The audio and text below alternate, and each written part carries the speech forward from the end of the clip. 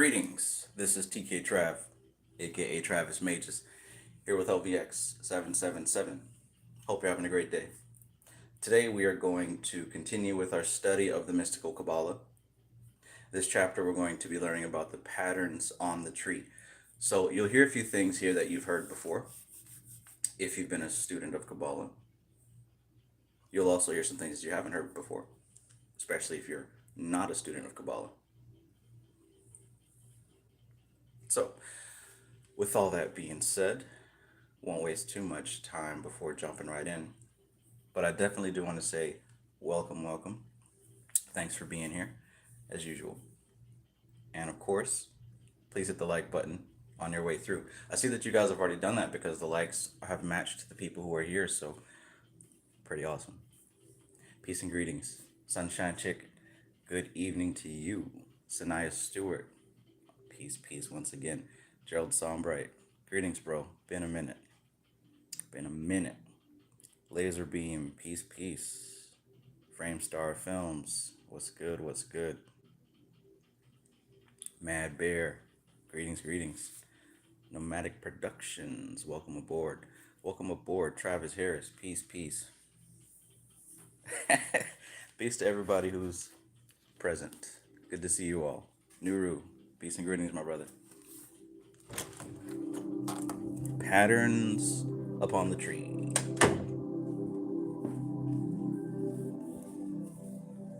Self-Made Sage, peace. Self-Made Sage says, thanks for uploading, Trav. You've helped reignite my passion for magic. Awesome. We all need to be reignited from time to time. It's a very useful skill to be able to reignite yourself. But one of the good things about having friends, family, community, whatever you want to call it, is that sometimes that reignition can come when you really need it.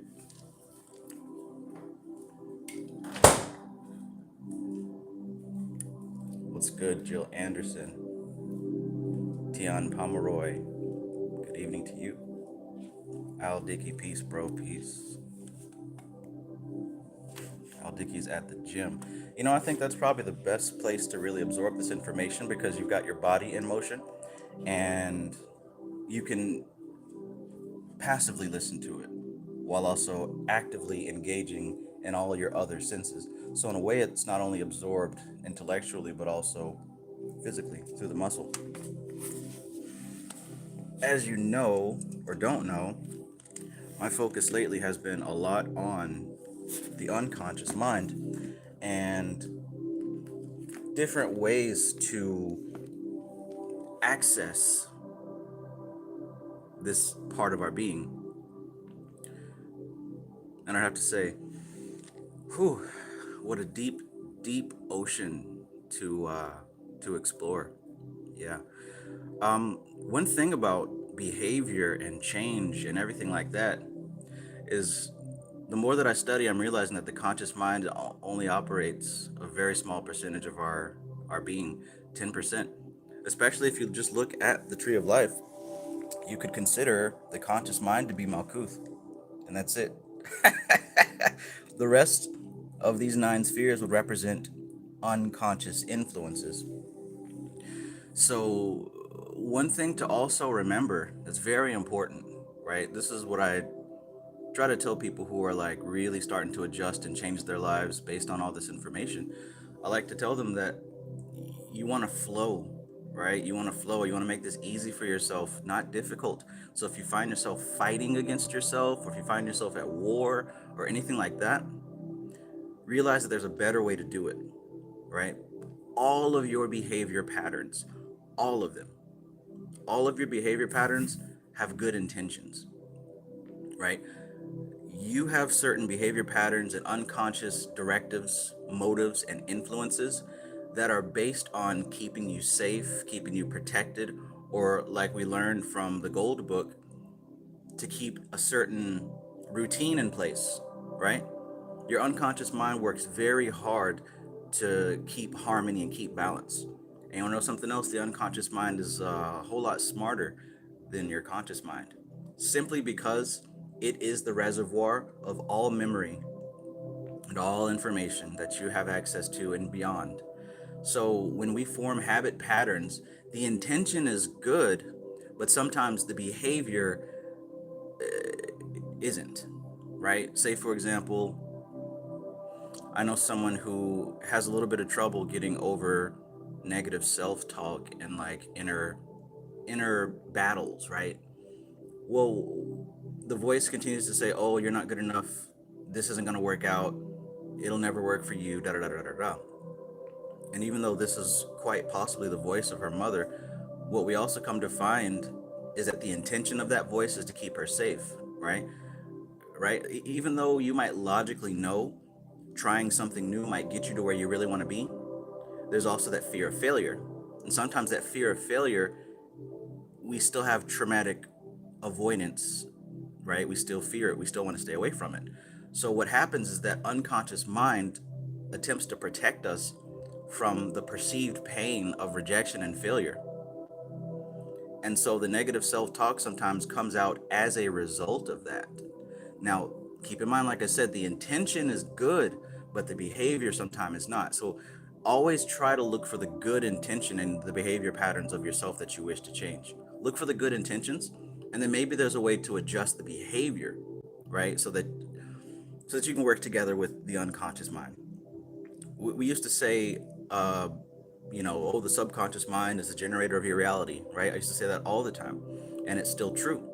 But the thing is, the subconscious mind, the unconscious mind, it's a pattern adhering system. It adheres to patterns, it creates patterns, and it sticks to them. It doesn't say, hey, this is a pattern that's going to get what the conscious mind wants, or this is a pattern that's going to not get what the conscious mind wants.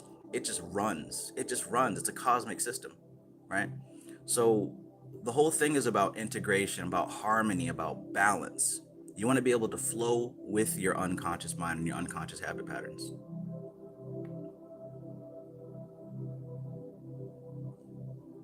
Just figured I'd share that before we jump in, because that's what I was reading about before this. Love me some psychology. Love me some NLP. Unstints, peace. ZJ, peace. Jakari Hudson, welcome. Sirius Suit 888, peace. Malik.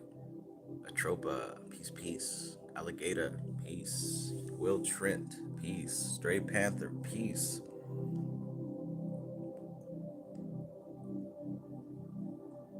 Tam Pomeroy says, I keep getting to the peak of a revealing dream with a demon wanting to talk to me, and then I puss out and wake up like, fuck, why did I leave? So annoying. That's fine. Don't beat yourself up. Understand that the intention was to maintain balance and to keep you safe. But maybe you can try to talk to your unconscious mind and see if maybe there's a way that you guys can work together. See, it's also helpful to understand how the brain works. We communicate much quicker when it comes to processing images, right? Images, as opposed to words or maybe even numbers. So maybe there's a way you can create some type of scenario or maybe some type of visualization or some type of, I don't know, yantra or sigil or something that you could focus on to tap into your unconscious mind to allow it to behave in a way that is congruent with your conscious desires, right? Maybe you can work with a sigil or some type of picture, some type of image, some type of scenario that can help influence your unconscious mind to behave in a way that you prefer it to. Believe it or not, I know this book called Demons of Magick that talks about working with the 72 spirits of the Goetia, and it does so by illustrating visual scenarios that also employ the other submodalities. So in that particular book, you've got things that you can hear in your imagination, see, smell, taste, touch, all specifically to get you in tune with a specific part of your unconscious mind. The stuff all just makes sense. Maybe you could even listen to some type of binaural beat or mantra or something like that. Caesar asks, Trav, are you hungry? Absolutely not. I'm so full. I ate too much. Dicky says, my book, Vital Lies, came in today. Awesome. I haven't cracked it open yet.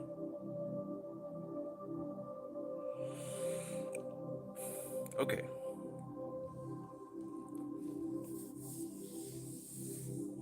Mr. Higglesworth says, do you like Sundays? Do you like hot fudge Sundays? Did you catch the game last night? Is it still hot out there?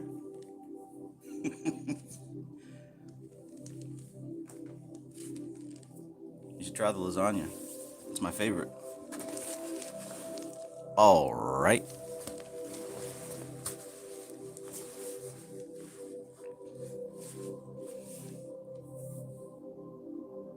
All right. Atropa, Demons of Magic. The author is Gordon Winterfield. It's a book specifically working about the 72 spirits.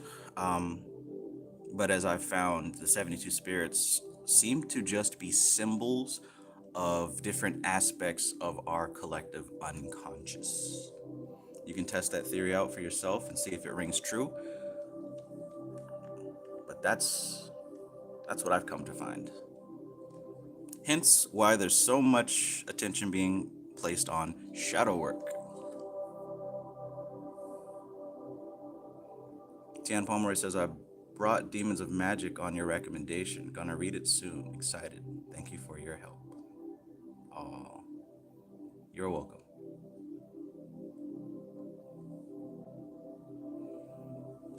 Okay, so chapter 8, Patterns on the Tree. There are various methods by which the 10 holy Sephiroth can be grouped upon the Tree of Life. Of these, it cannot be said that one is correct and another incorrect. They serve different purposes and throw much light upon the meaning of the individual Sephiroth by revealing their associations and equilibrium.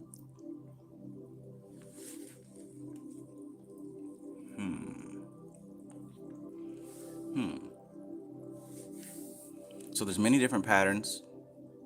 One is not better than the other, but it's good to think of this tree in groups, in relationships, in system with each other. Framestar Film says, do you think working with the 72 is more or less powerful than working with servitors? I think it depends on the level of the individual practitioner. If a person doesn't really know what they're doing, working with the 72 will be better because it's kind of mapped out for you, right? Imagine buying a Lego set, right? Of say like the Millennium Falcon. So all the pieces are there and you got your instructions and diagrams and it shows you exactly what to do with them. That's kind of like the Goetia. Although these books don't show you exactly what to do, the patterns are already in place for you.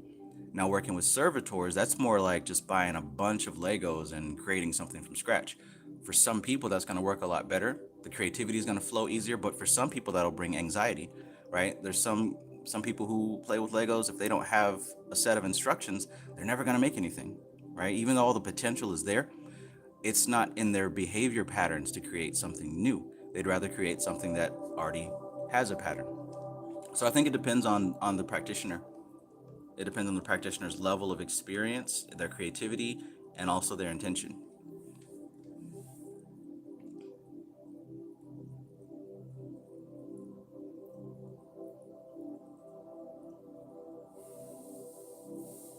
Mad Bear says, do you think the 72 falls under the 72,000 nadis or the 72,000 minor chakras?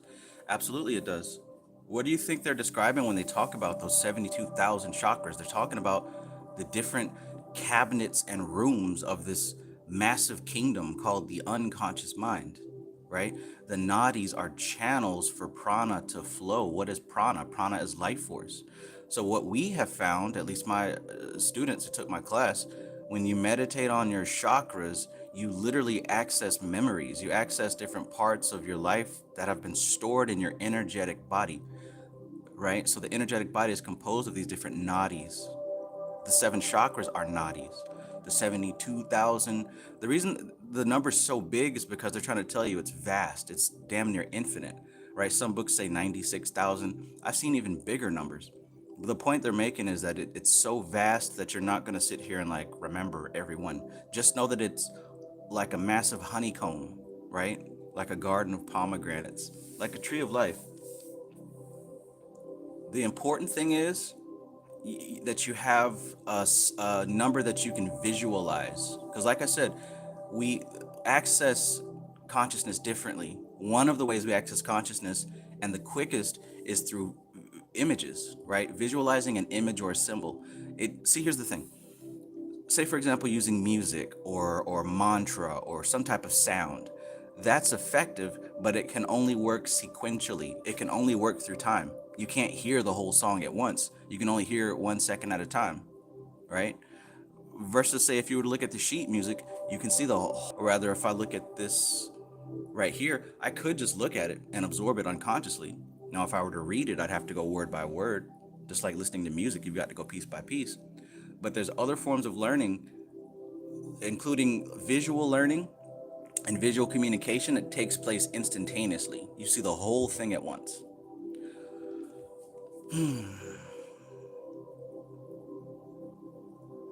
So depending on what you're doing, using an appropriate style might get you there faster. Vince Del Cristol says, peace, everybody. Do we need to know the LBRP to work with the Goetia? I'd like for you to answer that question, because that's the right answer. Whatever you say, honestly, that's going to be the right answer.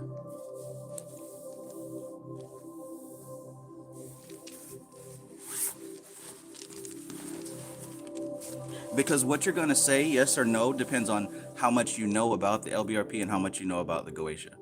Right? My answer is my answer because of my experience. Your answer is going to be your answer because of your experience. Keep in mind, like I said, the unconscious mind is smarter than you. Your unconscious mind is smarter than your conscious mind. So when you bring some of this stuff up and questioning, you've got the answer already. It's the conscious mind that doubts it and says, nah, maybe not. Maybe I don't know. All this learning and stuff is just convincing your conscious mind that you actually do know what you're talking about. At least that's how I see it. I'm convincing myself gradually that I already know that there's nothing to doubt, nothing to fear, nothing to run from. And nothing to do. Just like the yoga books told us, there's nothing to do except be. There's nothing for me to do. It's already done.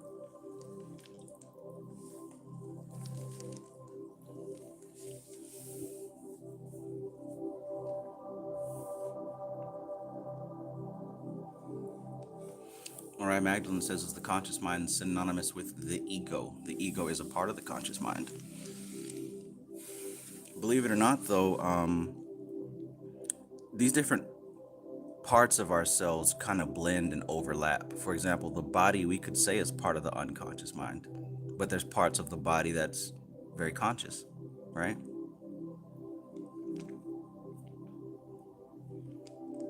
And remember, don't forget what we've learned from the yoga systems. When we talk about ego, we're talking about ahamkara. And also remember buddhi. Buddhi is that higher intellect. Buddhi is what we have that's almost like a bridge between the conscious and the unconscious. We've got to learn that territory if we want to effectively maneuver between those two territories. Because buddhi can be facing towards the infinite soul or facing towards the individual. And we're going to get into that here in this chapter. Because I used to say that buddhi is Tifereth. And I got that from this chapter because she's going to talk about how Tifereth is the highest point of individual consciousness. So yeah, let's just get into it. Jeez Louise, 20 minutes. Number 2. They are also of value because they enable the decimal system of the tree to be equated with the 3, 4, and 7-fold systems. 3. The primary conformation of the tree is into 3 pillars, right? That's the primary grouping that we see, the 3 pillars. It will be observed by reference to the diagrams that the Sephiroth readily lend themselves to this 3-fold vertical division, for they were arranged in 3 columns. These are called the right hand pillar of mercy, the left hand pillar of severity, and the middle pillar of mildness or equilibrium.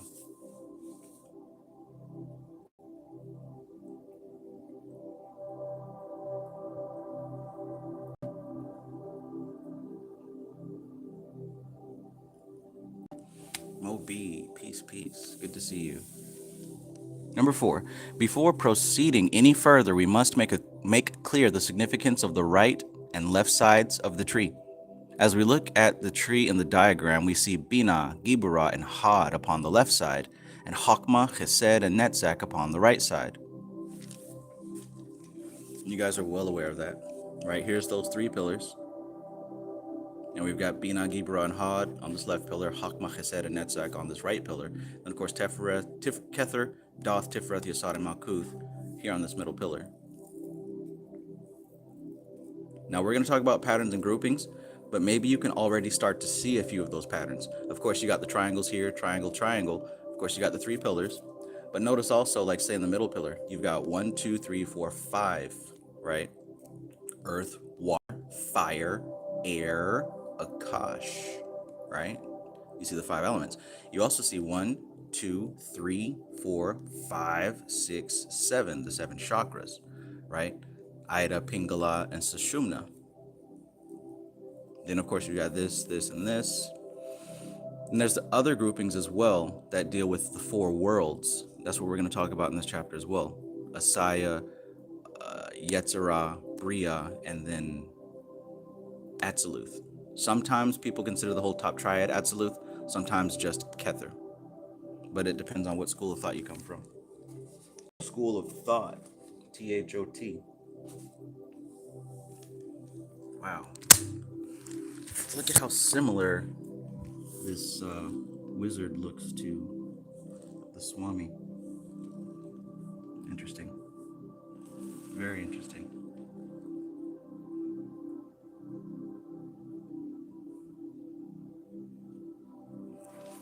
East and the West connect. In the West, we've got wizards. In the East, we've got swamis and gurus.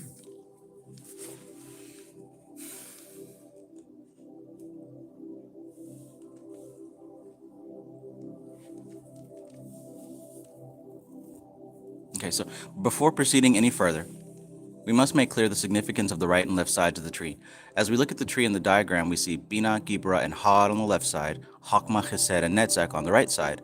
This is the way we view the tree when we are using it to represent the macrocosm. But when we are using it to represent the microcosm, that is our own being, we, as it were, back into it so that the middle pillar equates with the spine, and the pillar that contains Bina, Gibra, and Had on the right side, and the pillar that contains Chokmah, Chesed, and Netzach with the left side. These 3 pillars can also be equated with the Sushumna, Ida, and Pingala of the yoga system.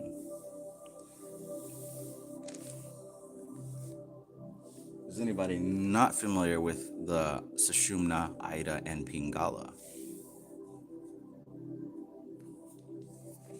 Just in case you're not, according to the chakras, I don't have Dharana Darshan on me right now, it's in my room, but there's 2 channels of prana that flow through the body. They can be represented as serpents, but one we know of as the moon channel, one we know of as the sun channel, right? One rules the mind and mental patterns, one rules the body energy and vitality. Now they're constantly vying for control, dominance. They're constantly trying to be balanced. And what happens is there's actually a 3rd channel that has to be awakened, right? And that's called the Sushumna. And once this channel is awakened, the prana is able to flow through it. The chakras are opened, and the kundalini actually opens from the root and shoots all the way up and meets the crown. That's when Shiva and Shakti unify. So there's actually 3 channels that we use to circulate, and they are connected to the nostrils, right? The left nostril and the right nostril. So depending on even breathing, right? You've heard of pranayama. Pranayama is the science of breath. You can tap into pranayama to harmonize those 2 channels and then awaken the 3rd. That's a major thing when it comes to yoga practice. So those 3 channels are called Ida, Pingala, and Sushumna. They also line up with these 3 pillars. Now, it is very important to remember the reversal of the tree when it is used as a subjective symbol. Otherwise, confusion results.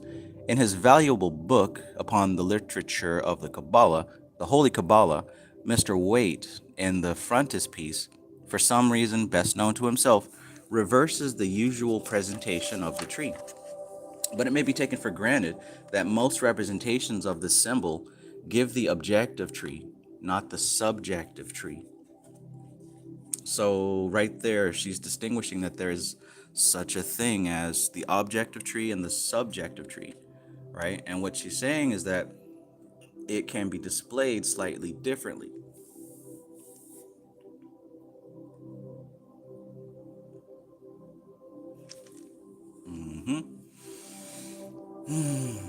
Alligator says we need to do a book reading on the tunnels of Set, LOL.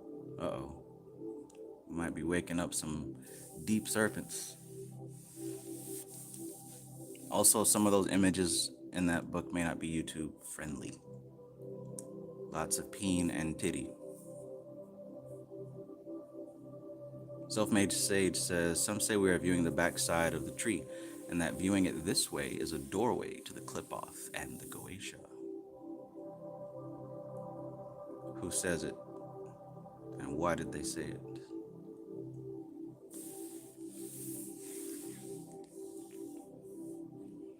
Shaylet, welcome, welcome.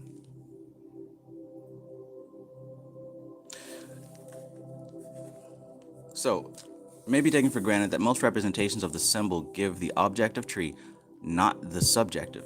When the tree is being used to indicate the lines of force in the aura, it is subjective. Remember, we just talked about, see, this is why like nothing is accidental. We just talked about the nadis, the 72,000 nadis. Well, guess what? In the Qabalah system, there's 32 nadis, right? She says here, when the tree is being used to indicate the lines of force in the aura, she's talking about the etheric body. And like I mentioned here, that etheric body, that energy body, is composed of a web of energy, right? It can even look like a cloud, right? Yoink. This is actually what you see on the cover of this book, right? That's why you've got the shape of an individual and those lines of force that surround and create the aura. These represent 32 nadis that this Western mystery system has identified specifically. And also, you'll notice when the colors begin to get important, that's what she's talking about as far as the subjective tree and the objective tree. The color of the spheres in this picture are actually indicating the tree that's located in Bria, whereas the paths are actually indicating the tree according to, I want to say Yetzirah. I'll have to double check and make sure. But the important thing that I'm pointing out is that you've got 4 worlds that we're going to learn about in this chapter, and the 4 worlds have different color schemes, right? For the Sephirah and for the paths. But what you traditionally see on all these book covers is that these colors for the Sephirah are the same. That belongs to a specific world of the tree. You're not going to see the Malkuth colors because you can't really do anything with that. Now, the colors of these paths, they belong to a different world. Now, since I said that, I'll go ahead and verify. Right? There's no need to guess when we got the information here with us. So check it out. Here's where we're gonna look. All right. You can even see, if you happen to have this book, Kabbalistic Tarot, the paths are a different color scheme here than on the cover of Mystical Qabalah, right?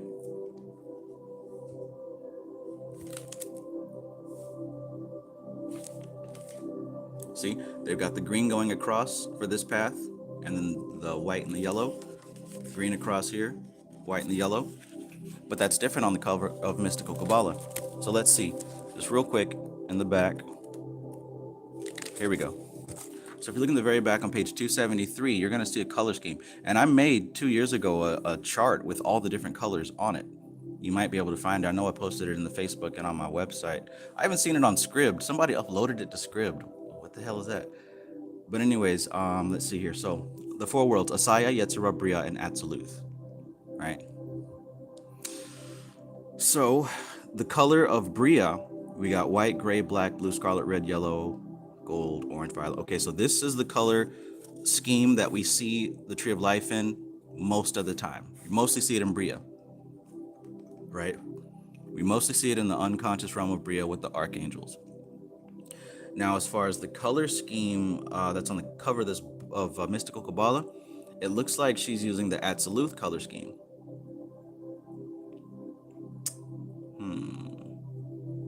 Nope. That's what's inside of this book right here. We see pale green, blue, yellow.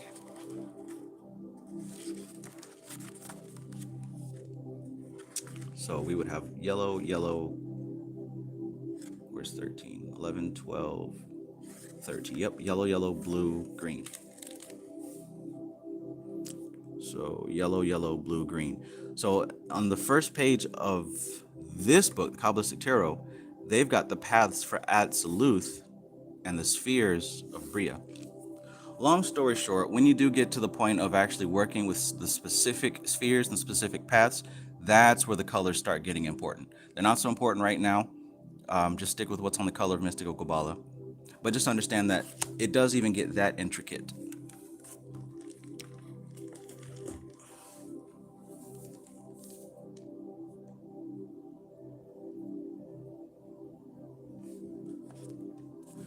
So when the tree is being used to indicate the lines of force in the aura, it is the subjective tree that must be used, so that Gibara equates with the right arm. In all cases, of course, the middle pillar remains steadfast. MC Maestro, peace. We grow natural, peace, welcome.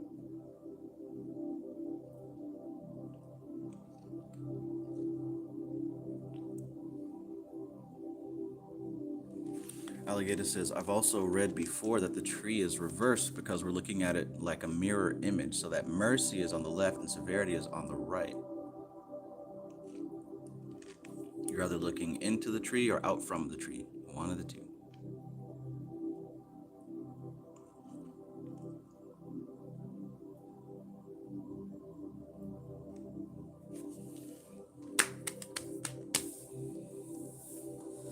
Straight Panther, the red book is called Tunnels of Set. The author is Asenath Mason. A. Mason. T. He, her, der. Number 5. The pillar of severity is considered to be the negative or feminine, and the pillar of mercy is to be positive or masculine. Superficially, it may be thought that these attributions lead to incompatible symbolism, but a study of the pillars in the light of what we know now concerning the individual Sephiroth will reveal that the incompatibilities are purely superficial and that the deeper significance of the symbolism is entirely consonant. So a lot of people are going to have this question. I heard it the other day and I will continue to have it. They're going to assume that things about the tree is wrong or incorrect. Now, please hear what I'm saying. I'm not saying take anything with blind belief. No. What I am saying is understand that the people who codified this system were extremely intelligent, and they've been working with this for a very long time. So what they've put together, it all has a purpose and a reason, right? These people were not like people today who read one part of a book on a subject and then suddenly go on YouTube and start teaching, right? These are people who've literally been doing work with these systems for decades, right? Longer than you've even heard of it. So when they put these symbols together, there's a very real purpose. So people ask, well, isn't it wrong for Mars to be on the feminine side? And why is Venus on the male side? And, oh, that's just weird and incorrect. There's a reason for it.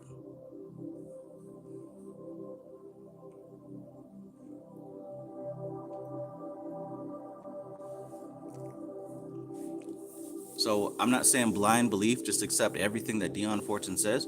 But what I am saying is understand that authors like her have a lot of skin in the game. So before trying to correct them, at least try to figure out what they mean, where they're coming from, right? Because if you're like how I used to be, as soon as you jump in and hear about it, you want to change it, right? Well, maybe I can make it better. Maybe I can tweak it, make it my way. But that's not really necessary. I don't know enough to tweak it, right? I don't know enough about the subject matter, nor do I have enough experience to try to change things. It's better to learn how it is already, then see if there's still a need to change things.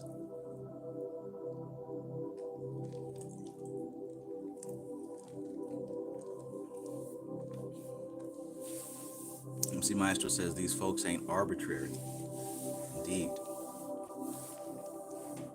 Number 6, it will be observed that the line which indicates the successive development of the Sephiroth zigzags from side to side of the glyph and has been aptly named the lightning flash in consequence. This indicates graphically that the Sephiroth are successively positive, negative, and equilibrated. Positive, negative, equilibrated. This is a far better representation of the process of creation than if the spheres were represented one above another in a straight line. For it indicates the difference in the nature of the divine emanations and their relations to each other. For when we look at the glyph of the tree, we readily perceive the relations existing between the different Sephiroth and see how they group, reflect, and react upon each other. So what she's saying there is, there's even a reason that it's structured like this. See, it could just it could just be a string of pearls, right? Because there actually is a Vedic metaphor that talks about Vishnu looking upon all the universes as a blanket of pearls, right? All connected by strings, just like this. And when one is pulled, all the other ones connected to it is pulled. And that's talking about the multiple universes and multiple dimensions and versions of universes. It's infinite, yet they're all connected to each other. So truly, it might be a stretch, but this diagram may even be found in some of the Vedic texts. But anyways, what she's saying is, instead of it just being a circle above a circle above a circle, all 10, that doesn't really serve to illustrate the picture. This is a glyph right here. This is a master sigil, right? So there's so much information just in the picture itself.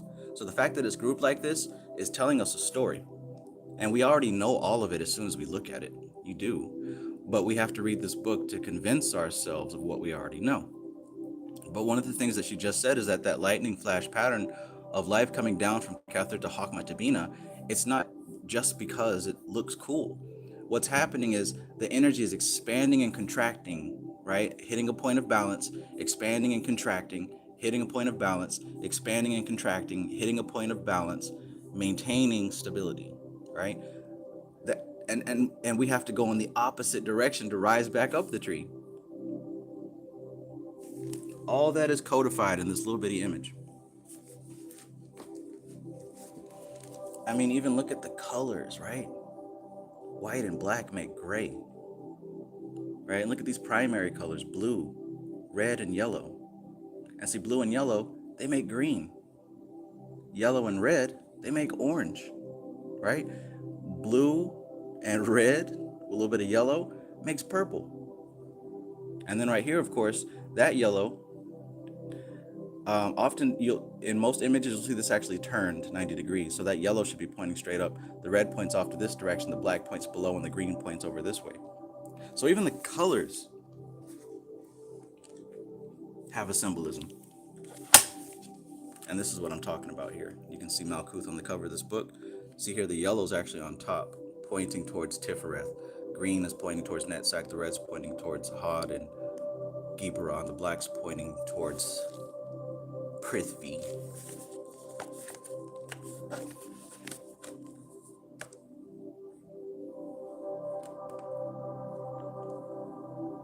Oh boy.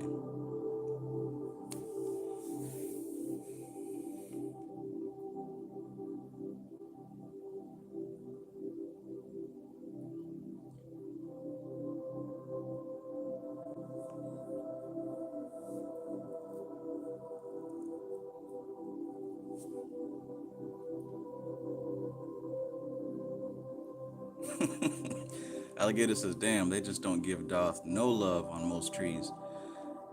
Yeah, Doth is refused to be acknowledged as a Sephiroth. It's kind of just known. It's a if you know, you know kind of Doth, kind of a symbolism.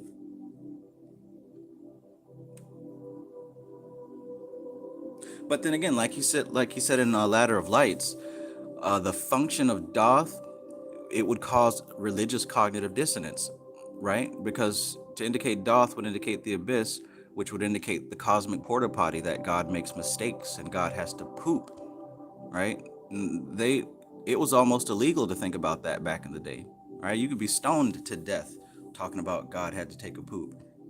So it wasn't mentioned. It was just kind of known. Nobody talked about it in public, but they just kind of knew. Notice how human culture has such a profound effect on things like even this, right? A culture that is so, the way they think, they don't want to consider God's poop. So they completely ignore an aspect of this system. Interesting.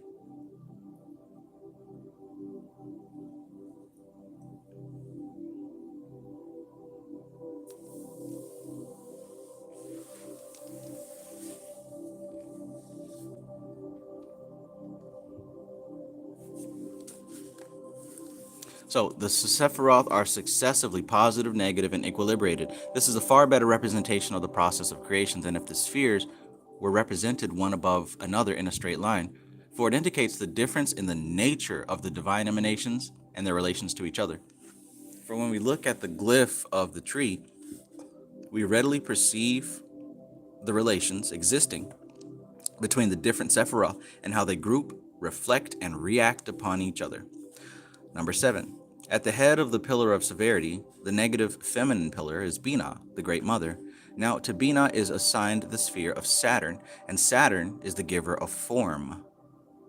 Saturn is the giver of form. Remember that. At the head of the pillar of mercy is Chokmah, the supernal father, a male potency. Thus, we see that we have here the apposition of form and force. All right, so that's another important teaching that you only really see in mystical Qabalah. We don't see that in these other texts. But she's talking about the function of both sides of the tree, masculine and feminine, nothing to do with human sex organs, but everything to do with how consciousness is processed into matter, right? This is a machine that turns God into stuff. This is a machine that turns subjective reality into concrete objective reality. And it does so by expanding and contracting, just like a wave form, rising and falling, right? Just like a frequency waveform going up and down, or just like you breathing up, down, in, out, inhale, exhale.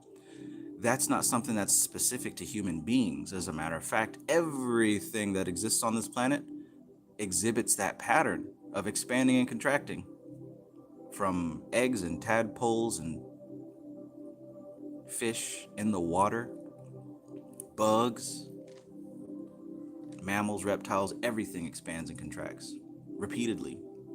Or we could even say there's a 3-step process: inhale, exhale, emptiness, right? So the closest and quickest way to get back to source or have an experience with source is to focus on your breathing. You really don't need anything more special or fancy than that. Sit quietly and pay attention to your breath and follow it. Follow it.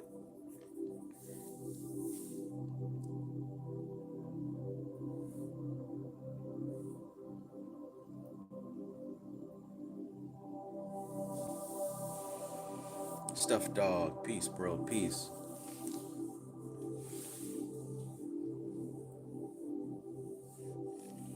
Excellent observation that you sent me earlier about karma and the black sheep. That's a big deal. And that also would illustrate why we as individuals are Tifereth Christ figures in our small worlds, right? We really are healing the karma of the people around us, right? We're healing the karma of the people around us. That's what makes our job a little bit more difficult than everyone else. Upper Unicorn, peace. Good evening.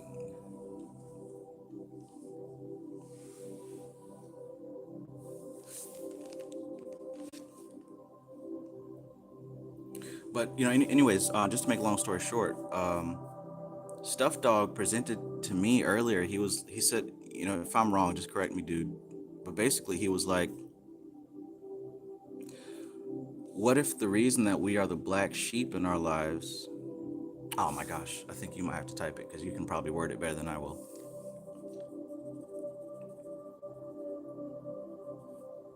Oh yeah, that was it. So basically, those of us who are like the black sheep, you know what I'm saying? We represent almost like the sacrificial goat, the shadow of our family.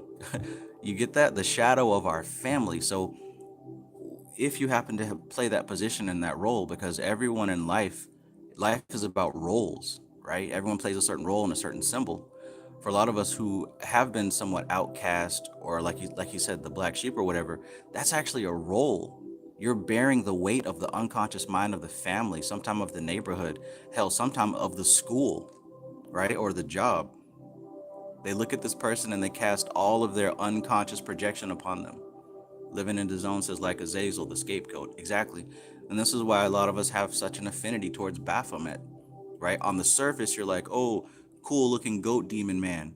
But unconsciously, it's a symbol glyph, just like this tree of light. So your unconscious mind has an inkling of what it represents. The sacrificial goat was taken out carrying the sins of the community, and they slayed it, they killed it, representing that the sins were forgiven. That's the same thing that happened with Christ. He represented the sins, the weight, the burden, the unconscious. Think about it. Think about it. The Hebrew people that he was amongst, like the religious leaders, he represented the thing that they were trying to hide. So as he brought it out to the surface, they wanted to slay him. And he died for that because he knew what time it was. In doing so, he healed the karma for generations to come after that. Regardless if you believe in Jesus or whatever, Christianity is a major force on the planet. So it worked.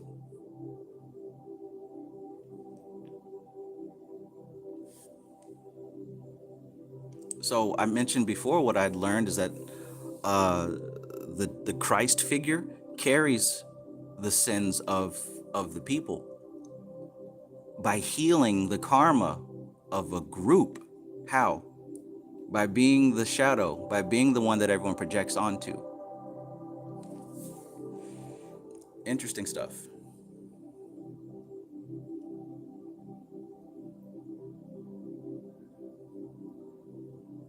Now, that doesn't mean you have to go out and try to heal everybody. That's not what I'm saying. This is all symbolic. Some people will never ever wake up, at least not anytime soon. It's about you waking up and realizing what you are.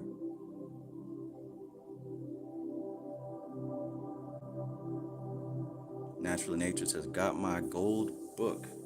Oh my goodness. Wait till I tell you about the red book.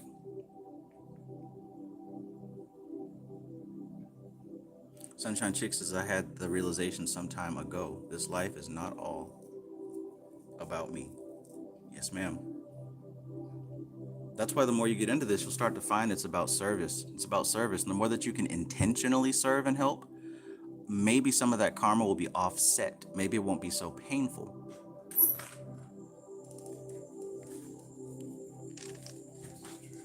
Yo.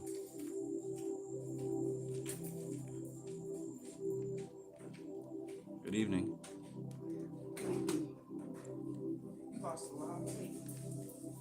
Oh yeah, I'm gaining it back, I'm sure. I'll be getting it back soon, I'm sure. Meditate. Hey,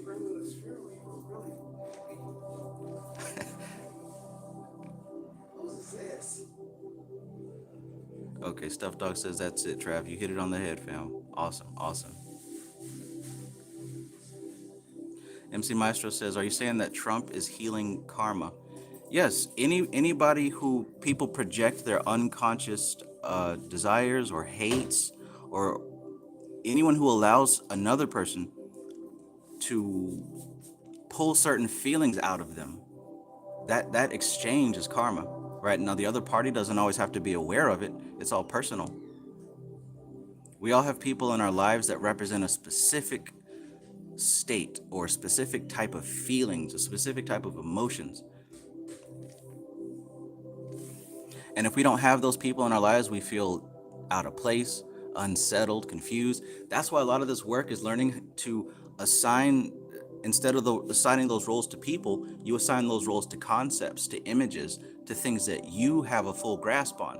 Because look, if you have an actual person, maybe this is my take, but if you have an actual physical living person that is playing out a role that your consciousness needs to feel comfortable, you're at the mercy of that person, because at any moment they could leave, they could die, they could change, switch up the game, and now you're left to deal with that. Now, that's one way of doing things, but there's other ways of doing things too.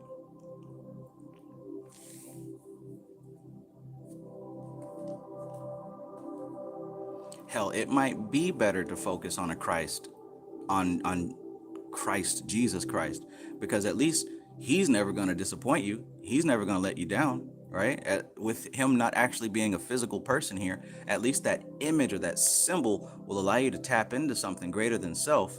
And you don't have to worry about the human side of, oh man, I saw him eating a chicken wing last week. He ain't really the son of God. Because a lot of us, we're so temporary minded like that. We'll see something like that and it'll just throw us all off course. Lord have mercy.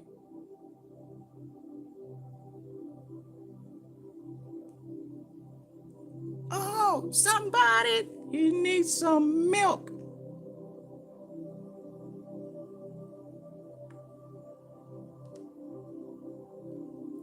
Jill Anderson says, wow, bearing the weight of the unconscious mind of the family, that's so liberating. Just busted through a blockage. Thank you. Thank you for telling me that. Man, I'm having to figure out all this stuff firsthand, and it is not easy.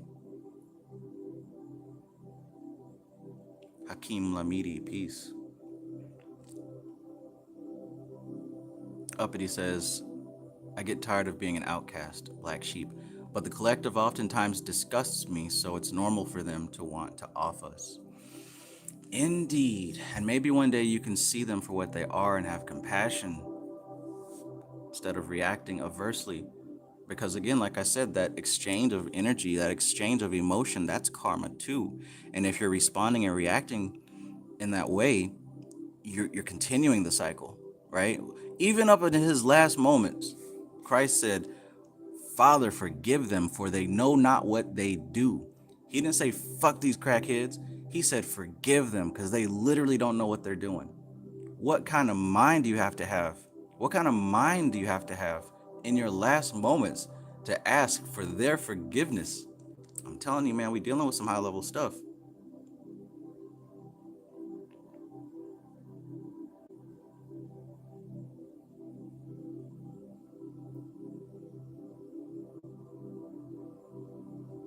Up at Unicorn says, I see all over the YouTube, frauds get promoted over genuine article. The go along, get along crew wins while the sincere black sheep suffer. And that's the pattern. Now there's other patterns, because the black sheep can actually learn from the go along to get along crew and figure out different ways to do things better. Yamika says, Trump is big, orange, and round like Tifareth. More like Hod, because he's also a Gemini.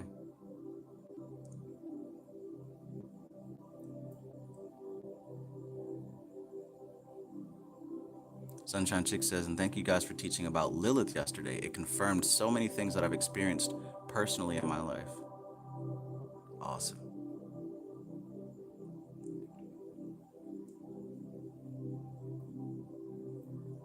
Maria Magdalene says, my nephew just copied you, Trav. Uh-oh, I gotta watch my mouth. I hope he didn't copy the cuss words. Somebody, he needs some milk. Nuru says, breath of a star is plasma and magnetic winds. Ooh.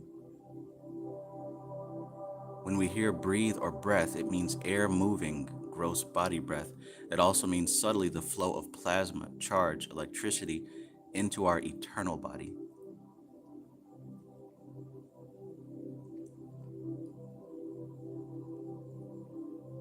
IDKDKDF says, black sheep, still sheep. Or you can use a different metaphor. The point I'm making is about the relationship, the representative of the unconscious mind with the conscious mind.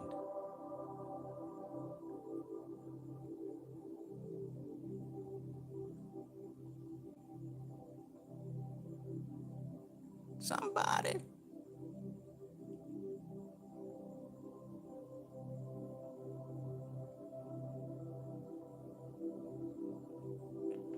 All right, y'all. There's a lot of comments.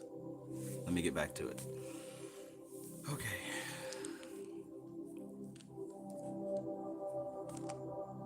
Form and force. Form and force. Now, number 8. In the second trinity, we have the apposition of Chesed, Jupiter, and Gibra, Mars. Again, we have the pairs of opposites of construction in Jupiter, the lawgiver and beneficent ruler, and destruction in Mars, the warrior and destroyer of evil. It may be asked why such a male potency as Gibra should be placed in the feminine pillar. All right, so you guys, whenever you're talking to people about Kabbalah, somebody's going to ask this question. If they're smart, if they're clever and they like to think, they're going to ask the same question. Why is Mars on the feminine pillar? Shouldn't it be on the male pillar? It's only been our culture that has made us to think that way. But look, she'll explain it. So here's what she says here. It must be remembered that Mars is a destructive potency, one of the infortunes in astrology, or the malefics, right? The positive builds up. The negative breaks down. The positive is a kinetic force. The negative is a static force. What is she talking about here? The gunas. She's talking about the rajasic potency of chesed and the tamasic potency of gibra. She says the positive is a kinetic force. That's rajas. The negative is a static force. That's tamas.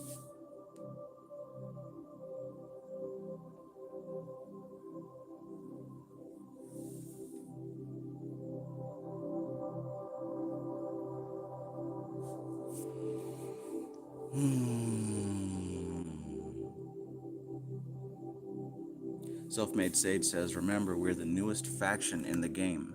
Indeed. Expect more players over time, and it won't be so lonely.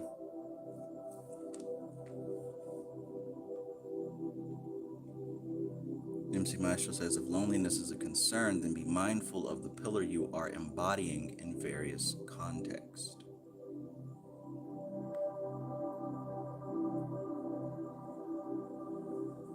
The severity of self is lonely, for it is self. Shango, peace and greetings.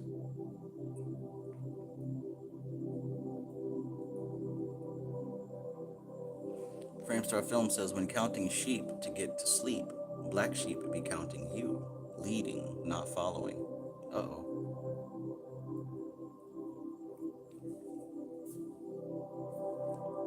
Baba, black sheep, have you any wool? Yes, sir, 3 bags full.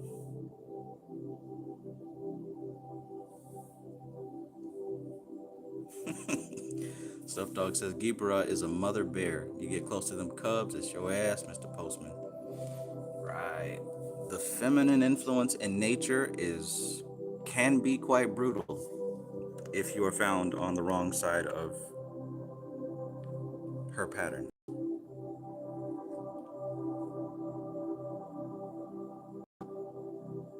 Once a month we experience that with human females as well.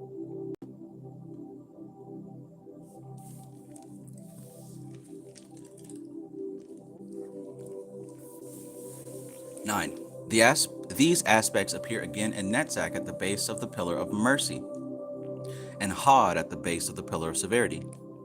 Netzach is Venus, the green nature ray, elemental force. The initiation of the emotions. Hod is Mercury, Hermes, the initiation of knowledge. Netzach is instinct and emotion, a kinetic force. Hod is intellect, concrete thought, the reduction of intuitive knowledge to form. So, especially if you're new to this, and even if you're not and you have this book, highlight this last sentence. Because you're building your own personal tree of life over time, right? Somebody talked about how these pillars represent the Jed pillars, right? That's why it's so easy to compare what's happening in Star Wars with the Sith and the Jedi to the tree, right? The Jed pillar. Well, look, every Jedi and every Sith has to manually build his own lightsaber, unless you're General Grievous. But in any case, you build up your own Jed, your own tree within your own aura by unlocking this information. Because, like I said, you can just look at that glyph and meditate on it and pull the info out. It's in your unconscious mind. They, listen, they didn't make up this stuff, they pulled it. Remember what we learned from Mantra and Yantra, right? These individuals were able to still their minds and ascend their consciousness to a certain level where they can perceive the root patterns and then bring down a simile or some type of yantra that can allow even the most basic physical oriented human to a chance to tap into this stuff, right? To tap into this stuff. So tapping into self has brought these people the tree of life. Somebody didn't sit down and make up this image. It's a pattern that exists already. So the more that you learn about this information, you're actually unlocking it out of yourself, right? So one of these things right here, and Maestro, that was page 51, verse 9, the last sentence of that. The more correspondences that you have for these spheres, the more clear, precise, sharp, and shining your lightsaber is going to be, right? You might have right now. You might have a dull lightsaber. It might be kind of soft. It might not cut anything. But the more that you start clarifying what each sphere represents, what paths represent, what the relationships are, the more that you start connecting those dots literally, the more intense that light's going to be. Because remember what we also said here, the lines of force in the aura. This is a diagram of your etheric body. And the more clear it is, the more you've uncovered it, the more you've connected with it, right? The more powerful it's going to be because you understand it. You're actually bringing it into the conscious mind. You're pulling it up out of the unconscious into the conscious mind. And what she said a little bit earlier is when you bring something out of the unconscious up into the light of the conscious mind, now it can be managed intentionally. Before it's managed intentionally, it's unconscious. Think about it. You have a bad habit right now. You have a bad habit because an unconscious part of you has good intentions. And those good intentions manifest as something you probably learned as a kid, a habit pattern that you developed. The intention is good, but the habit sucks. Now, if you were consciously aware of what you're trying to give yourself when you do that habit, if you were consciously aware of that need, then you could figure out a better way to do it. But because you're unconscious about the intention of that bad habit, you keep doing it and you can't stop it. You're like, why do I keep doing this thing? I don't know why I keep doing this thing. I don't know why I keep doing it. Well, because there's an unconscious part of you that's trying to heal you, trying to soothe you, trying to help you, whatever. And until you bring to your awareness the positive intent that you're trying to give yourself, you're going to keep repeating that bad behavior no matter what you learn. That's why shadow work is so important. Somebody, he needs some milk. Did you try the lasagna? It's my favorite.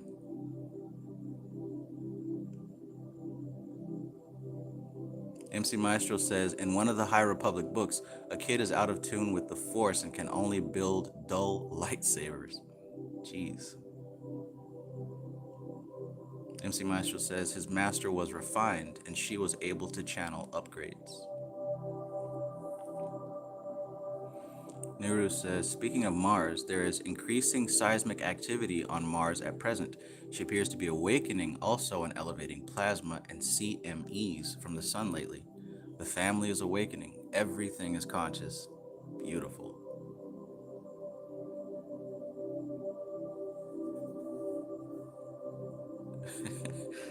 El Darth Diablo Negro. He needs some light. Right. Catch the game last night? Oh, yeah, that's right. Shango says correct perception, incorrect perception, as Sage Patanjali explained. Right. There's 5 aspects of the mind. One of them is correct perception, one is incorrect perception. They figured this stuff out already. And because memory is shared at its deepest level, you already know it. You just have to uncover it.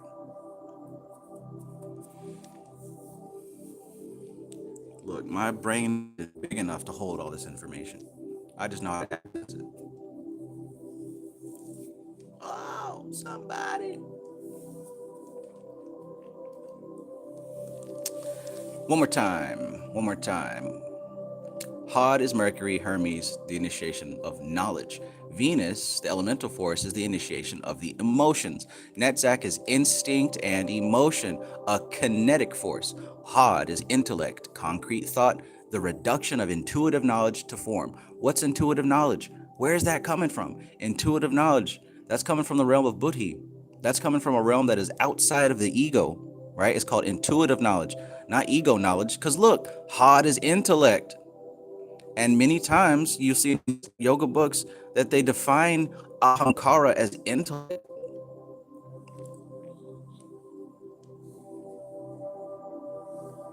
But what's happening is, what does ahamkara do? Ahamkara takes hold and identifies with and defines and says, this is me, this, that, right? I like this, I don't like that. That's the job of ahamkara. So what's happening is Hod is the intellect, concrete thought, the reduction of intuitive knowledge to form. So it's actually taking intuition and turning it into something. Look, what do they say? They say that the external world is the manifestation of your unconscious mind. It's for real. Every relationship you choose to be in, the foods that you eat, the habits that you do, everything in your space, it is a reflection of your internal state. Your unconscious mind manifests itself in your environment. Mr. Higglesworth says it's nuts how many practices you can explain with the tree. Shoot, I'd even say if you can't explain it with the tree, it might not be legit. Too legit. Too legit to quit.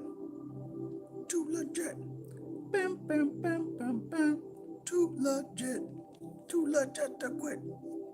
Too legit. Look, if you don't remember when that song was cool, you're missing out.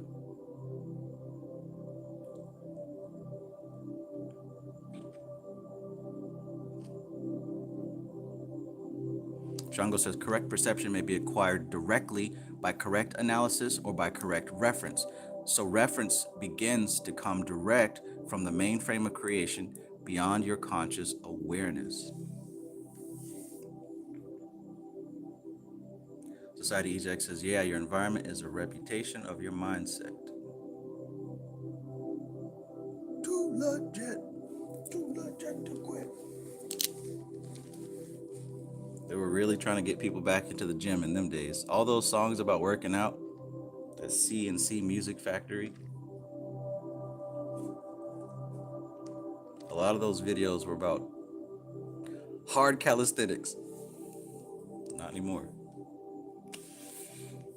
MC Maestro says distillation of intellect versus distillation of emotion. Right. And now we're pointing back to these different paths, right? The Orphic path, the Hermetic path, and of course that middle path of the Savior. So the Orphic path is taking intuition and distilling it into knowledge within form.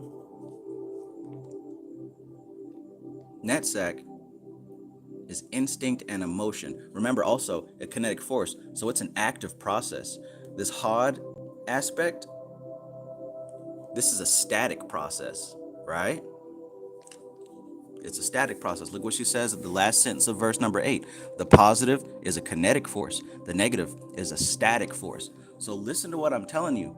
You know this information is already in you. You don't learn anything. You don't learn nothing. Education means to pull out from within. So if she just said here that the negative side is a static force, right? Hod is on that static side. It's on that tamasic side, which means it's already there. It's already there. Number 10, we must remember, however, that each Sephirah is negative, that is to say feminine, in relation to its predecessor, whence it emanates and whence it receives the divine influence. In other words, whatever Sephirah is before another Sephirah, the one that comes after is feminine, because the energy is flowing in that direction towards it, so it has to receive what's coming before it. Oh my God, I have a horrible example. What's that movie? Human Centipede, that's it. Not even gonna go there. We must remember, however, that each Sephirah is negative, that is to say feminine, in relation to its predecessor, whence it emanates and whence it receives the divine influence, and positive, masculine, or stimulating in respect of its successor, to whom it transmits the divine influence. So in other words, if a Sephirah is before one, it's masculine. If it's after one, it's feminine. So it's all about the relationships, once again. Stuff Dog says the Sephirah is being seeded by the one before it. Exactly.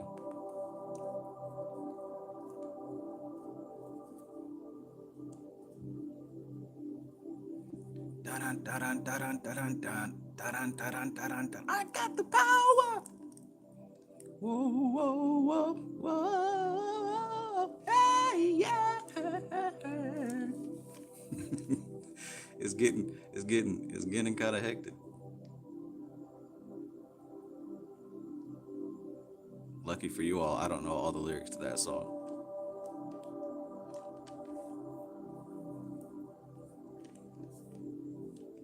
Django says, no fat boys on the dance floor during those times, right? Self-Made Sage says, the Tree of Life is like a powerful karma-clearing app for as little as I've known it. That's a good way to put it. Karma-clearing app. Stuff Dog says, my cuz loses his mind still to this day when Too Legit to Quit comes on. It's funny as fuck. I play that shit around him sometimes just to see what he got. It never fails. Oh, that must be a sight to see, I swear.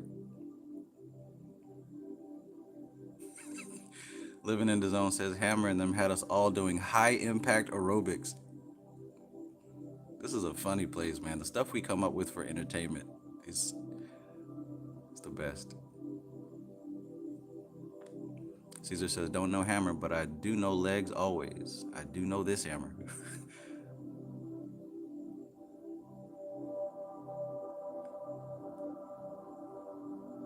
It's getting kind of hectic. Society Eject says, Travis, I was thinking last night, it's crazy that our whole life was adding up to this moment to get this information. It's beautiful. Indeed, my friend, indeed.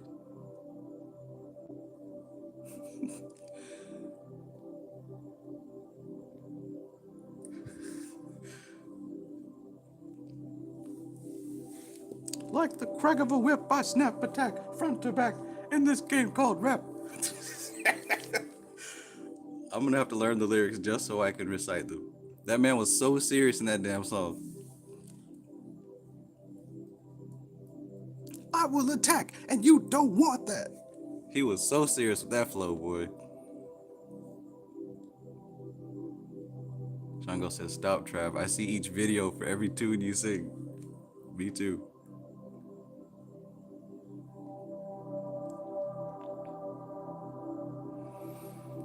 All right. Let's get back to it. Zay zooming. Peace, bro. Peace. I got the power. That man was serious, boy. All right. So we talked about the Sephirah. The one in front, like Stuff Dog said, seeds and impregnates the one that comes after it. And the one that's after another Sephirah gives birth to what was shared, right? So, positive and masculine or stimulating in respect of its successor to whom it transmits the divine influence. Therefore, each Sephirah is bisexual, like a magnet of which one pole must, of necessity, be negative and the other positive. We may perhaps explain matters further by an analogy with astrology and say that a Sephirah in the feminine pillar is well dignified when it is functioning in its negative aspect, and ill dignified when functioning positively, and that in the masculine pillar the position is reversed. Thus, Bina, Saturn, is well dignified when providing stability and endurance. Let me read that again. Bina, Saturn, is well dignified when providing stability and endurance. So look, stop being scared of Saturn and Mars in your astrology chart. As long as she is in her natural state, you're going to be getting the best of her. Just like human relationships, right? I learned this, and it was very important. Typically, like I said, look at roles, right? Look at roles. When a woman has to play the masculine role in a relationship and she doesn't want to, that starts to weigh down on her because she's out of place. So if you want to keep your woman happy, then make sure that she's able to be a woman. And it goes the other way as well, right? When we're able to act in our natural energy, we flow better because we're not trying to do something out of season. So like she said here, if you got Saturn in your chart, as long as the alignment has something to do with stability, right, endurance, discipline, you're good to go. But it's ill dignified when the overplus of resistance causes it to become actively aggressive, and we get obstruction and the accretion of effete matter. Dion, that was too many old school words in one sentence. On the other hand, chesed, mercy, is well dignified when ordering and preserving all things harmoniously, right? Everyone loves Jupiter, but guess what? Jupiter can be ill dignified too. But ill dignified when mercy becomes sentimentality and it usurps the sphere of Saturn, preserving that which the fiery energy of Mars, its opposite number, the Sephira Gibra, should sweep out of existence, right? So look, there's a time and a place for everything. Some things that you have mercy for, right, are actually meant to be cut out of the picture. But if you're holding on to it because of being sentimental, remember, because what we learned in the Gold Book, what do you say? The strongest force is not the will to survive, right? What is it?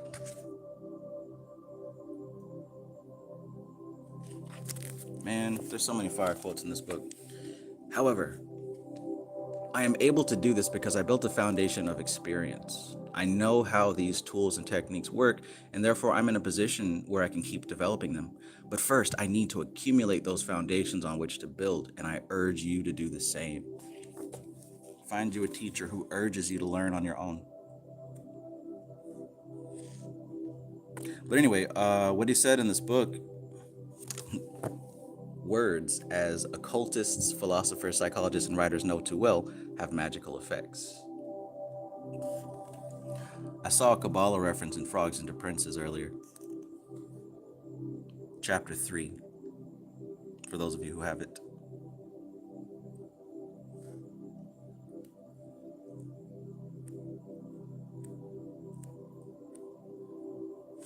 Where is it? Well, anyways, what he said was that we fight harder.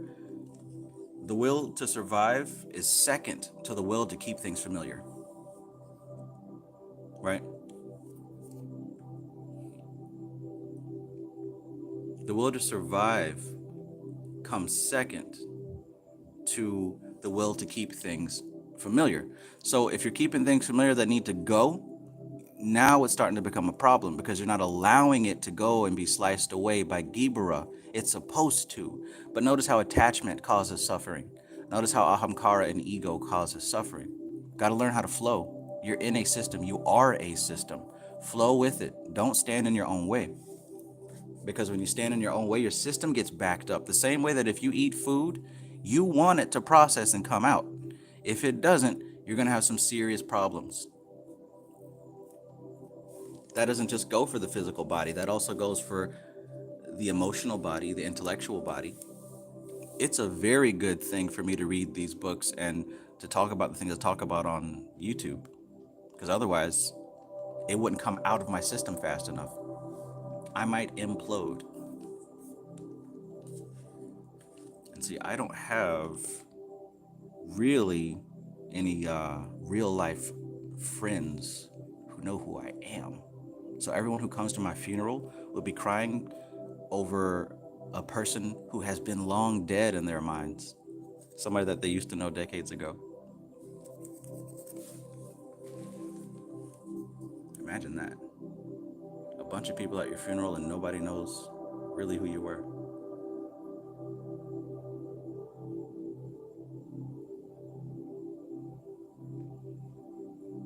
I got the power. Yeah, yeah.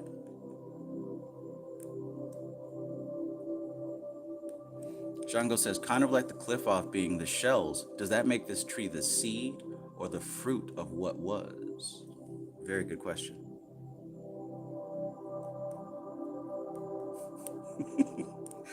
Pumps in a bump.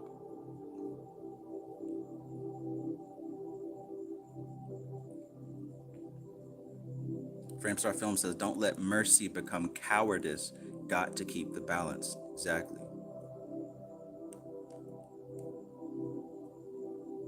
MC Maestro says, just drop the whole title like that, man. Hey, at best, it's in the unconscious. At best, it's in the unconscious.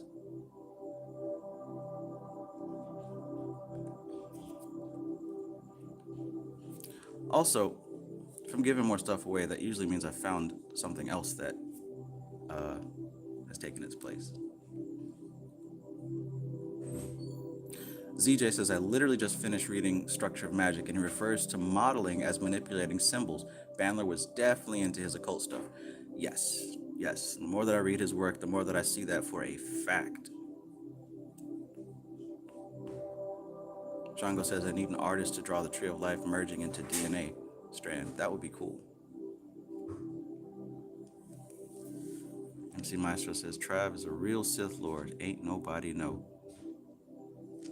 Man, try to learn how to live outside of this body, so I don't have to do that anymore. Stray Panther says, saddening thought. To me, it isn't really. To me, it isn't.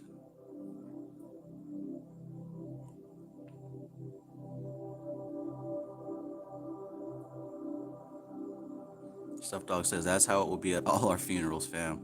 Exactly.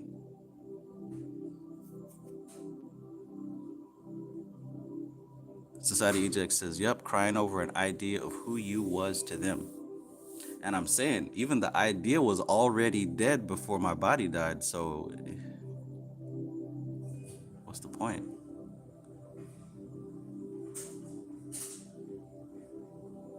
MC Maestro says there was a popular Necronomicon practitioner who died.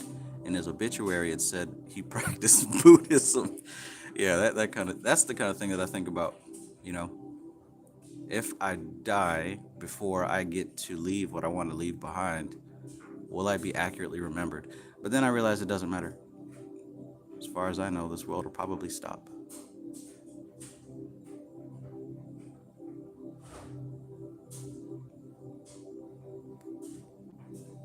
All right, let's keep going. Because this Cancer season is getting kind of hectic. Like the crack of a whip, I snap attack, front to back, in this game called rap. Because I will attack, and you don't want that.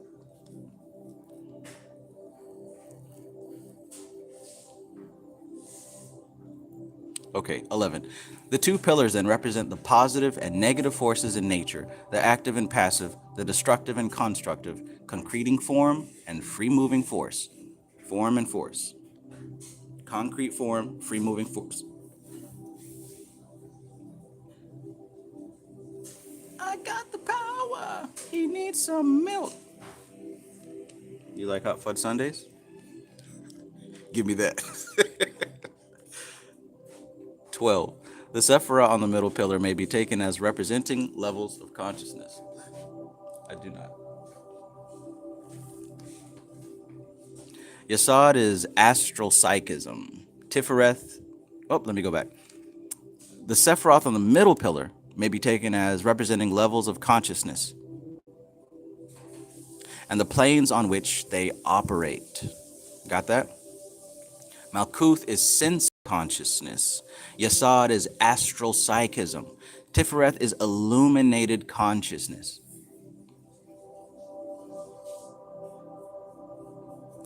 Buddhi, what is it? Chitta, bodhicitta. And Malkuth would be manas, right? So Malkuth is sensory consciousness. We learn that to be manas. Yesod is astral psychism. Chitta. Tifereth is illuminated consciousness. That's buddhi. And I'm pretty sure in that last book we read, they talked about how buddhi was illuminated. The illuminator. The highest aspect of personality with which the individual the highest aspect of the personality with which the individuality is coalesced. Right? So buddhi is going to be the highest aspect of your personal personality, your individual personality. This is the condition which really constitutes initiation. All right? So initiation is not paying somebody in Africa $3,000 to kill a goat for you, right? Because what does that do? You don't even know what if that even happened. But what he says here is, this is the condition which really constitutes initiation. It is the consciousness of the higher self brought through into the personality, right? So the individual has to die for the higher self to be born. The old self has to go away so the new self can rise. That's initiation, right? Not paying somebody online to melt your chakras or anything like that. Matthew Watson says, so Lucifer is just the high intellect. Man, I've been trying to tell them for years.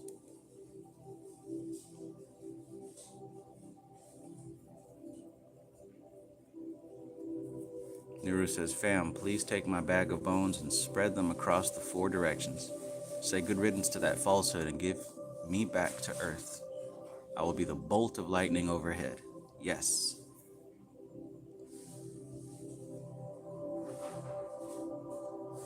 Lily June says, I just want my children to be enlightened. And if it is in their karma, they will be. And if it's not, love them anyways.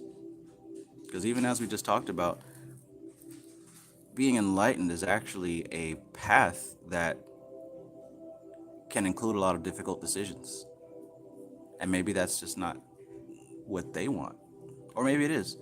Either way, just give them love.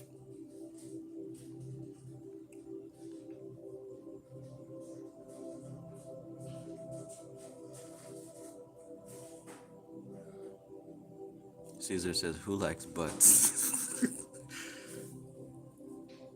you catch the game last night? MC Maestro says, Vader killed Anakin to become the chosen one. Indeed. Darth Vader is Anakin Skywalker's higher self. Think about that. Society Eject says, chickens and goats' lives matter. Stop paying $1,000 to slit their throat. Man, I don't know how these babalawos keep scamming people through social media. You should know as soon as you see the word babalawo in the title, if they come into your inbox talking about ancestors, anything, that's instant block. Self-Made Sage says, when I die, I want my ashes to be put into a tea bag and thrown out into the ocean so I can teabag the world. Oh my. The High Priestess says, you mean I can't pay 3 small payments of 111.11 to have my ancestral karma cleared? You can. I'm just saying you might not have your ancestral karma cleared. You have your bank account cleared, maybe. Matthew Watson says, so Jesus is the physical Lucifer. If he was there when the word became light, aka mantra turned into yantra. Now you're thinking with hot sauce, my brother.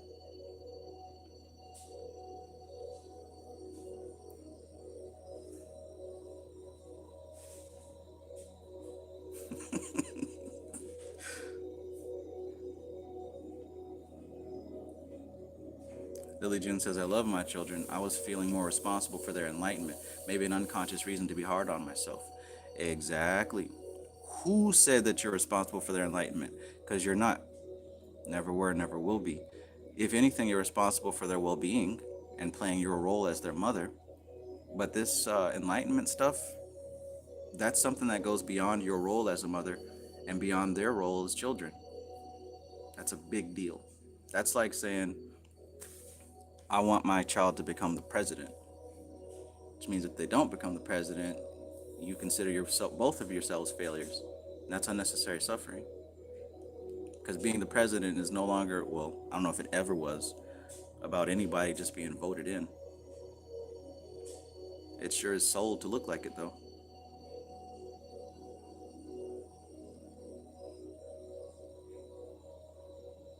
Alligator says the chat is lit tonight. What the hell have we tapped into? I'm saying, man.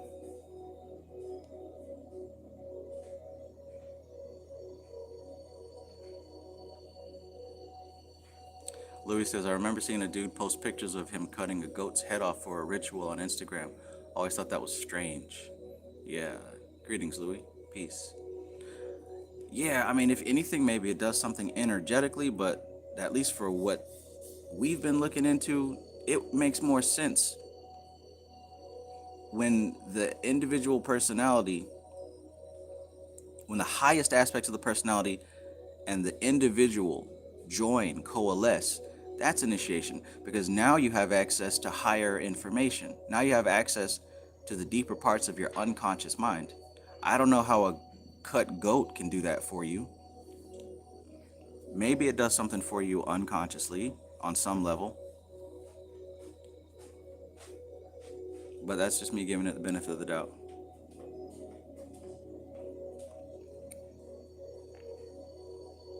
Pumps and a bump.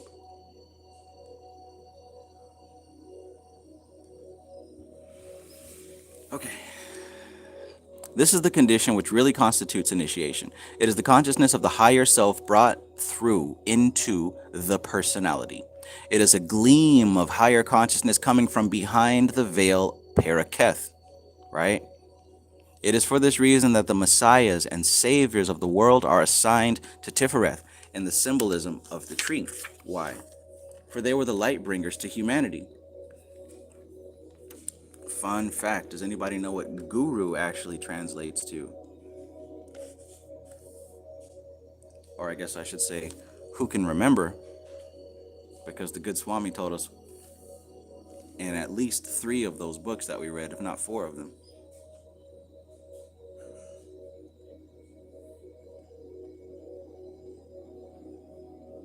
MC Maestro, thank you very much. He says, Dispeller of Darkness. Stuffed Dog, thank you. Dispeller of Darkness, right? Think about that for just a quick second. Guru means dispeller of darkness. Now, there might be other ways to say that. Matthew Watson says, dispeller of darkness, exactly. He says here, it is for this reason, right, is a gleam of higher consciousness coming from behind the veil of Paroketh. And you guys should remember that the veil of Paroketh is actually right above Tifereth, right? The veil of Paroketh would also be this strength card, right? That's the veil of Paroketh, which is the veil just before this abyss. So there's information that's streaming down from Chesed and Gibura. Now, we can't perceive that information. It's darkness to us because we don't have the faculties to recognize that kind of light. So what happens is it combines and coalesces into the sacrificial Savior, who literally is that light and takes on form, which is in essence giving up much of itself so that you, as your lower self, can perceive it and have a relationship with it. And now it can go back and forth. But notice, it's not your lower mind, it's not your consciousness, it's not your ego that's tapping into this deep information. It's the higher self that's doing that and relaying the information to you, right? Relaying the information to you. So again, that's why I say the conscious mind is only a little bitty fraction and fragment. It's really the unconscious mind where the information is. And as I read to you from another book that I was talking about, they said that mastery comes from a person who has a very tight relationship between their conscious and their unconscious mind. Maybe I can quickly find that quote.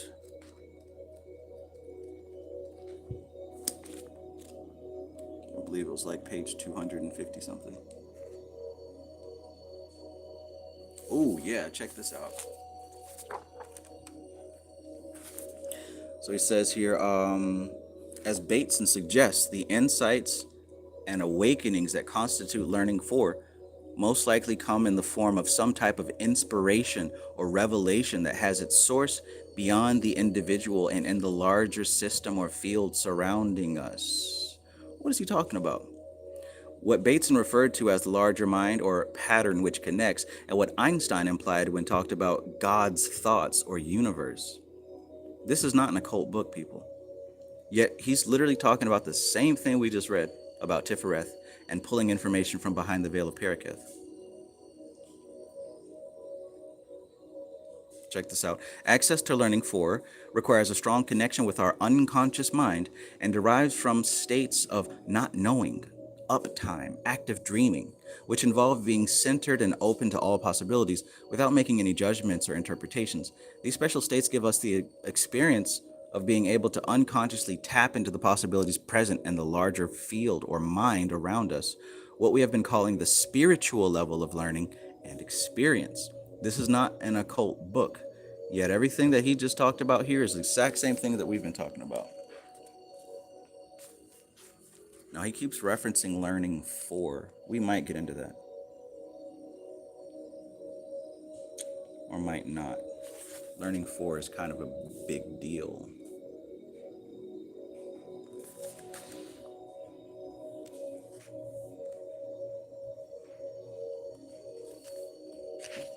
But basically what I'm saying here, the reason I pulled this out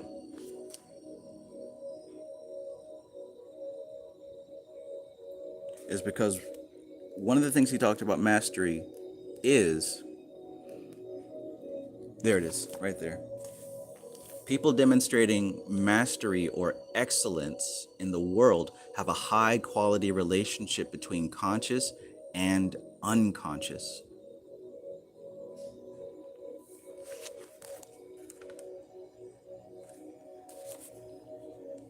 Remember that.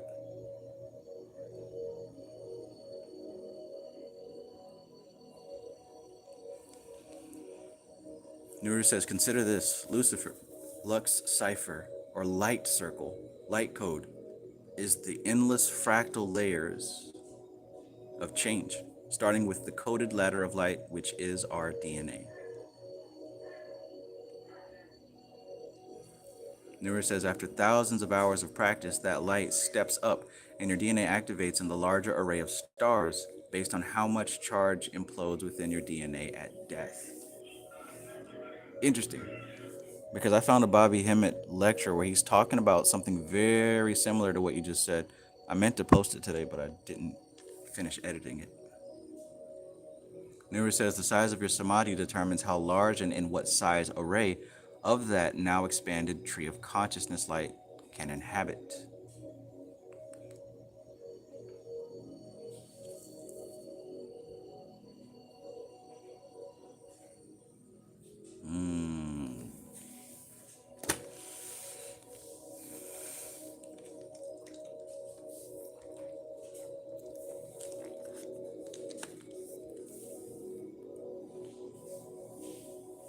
Living in the Zone says Bobby Hemmett mentioned the star is your avatar projecting down here.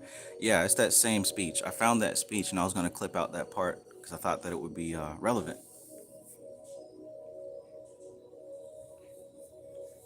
The whole speech about how, to the other side, people who are not awake really appear as dead.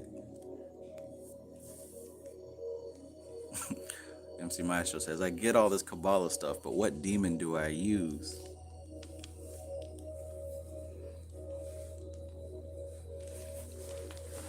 Right foot creep. Oh, I'm walking with the heater.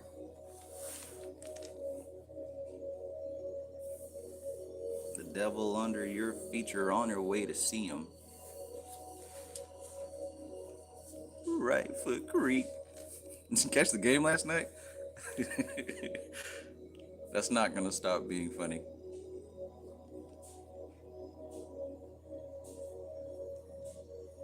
Living in the Zone says, LOL, I get all that stuff, but which yoni egg should I get?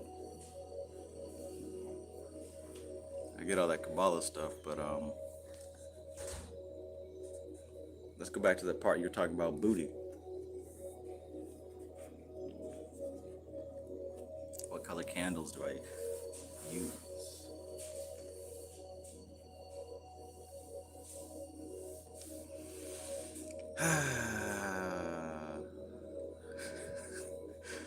That guy was definitely an NPC. We Grow Natural says, damn, Trav, you be taking me to a deep place. Got me really in a vibe with all this knowledge. Now remember that memory is state dependent. So if you can figure a way to access the same feeling on command, you're working with some heavy artillery. The reason I do things the same way each time, because it helps to invoke a particular state. Even if you're being a knucklehead, you can always press that trigger and tap into your God mode. You read books like Agori and you'll see that some of these gurus live in such a way that you wouldn't guess that they were a guru, right? You look at this person, you're like, what the hell? This is just a regular person. He's out here gambling, smoking, drinking, hanging out with these women at the strip club. What's going on? But then you start talking and you realize that they've so detached from karma that they literally do what they want. The average person is attached to all that behavior. But that guru, they've come to such a level of understanding. Man.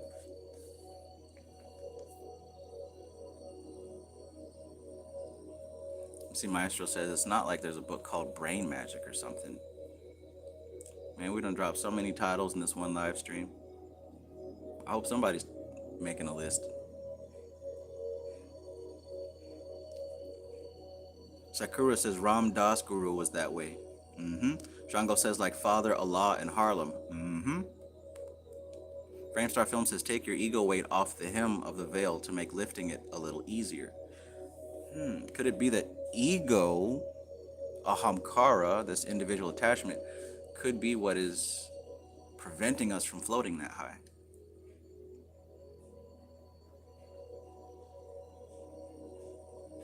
Lee Moniel, good evening.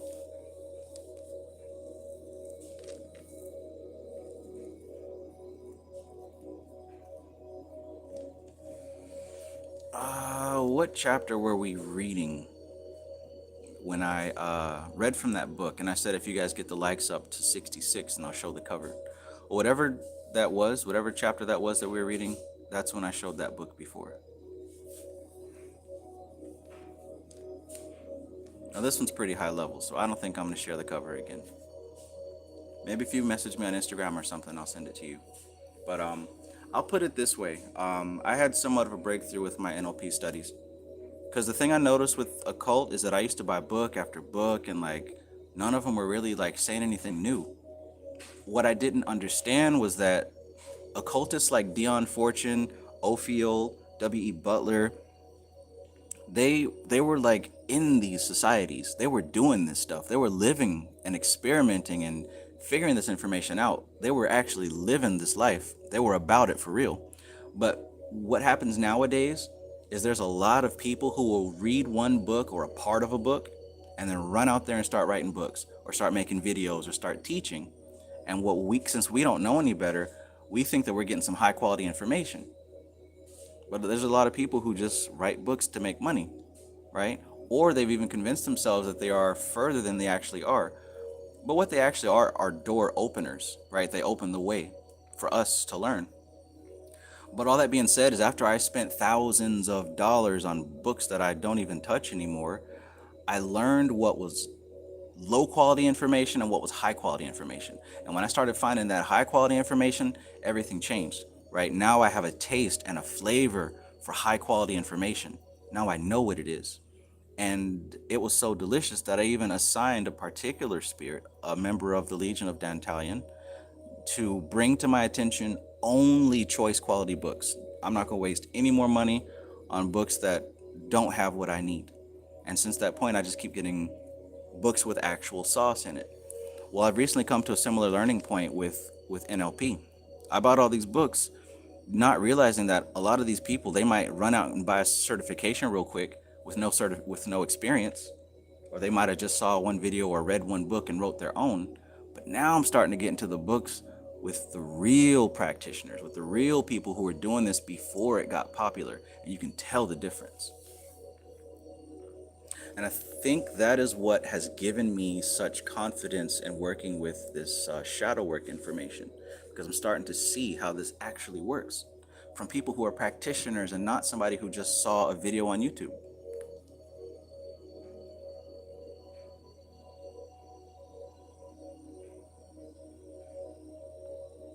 So hopefully, whatever subject matter it is that you are highly interested in, keep digging, because eventually you will hit gold.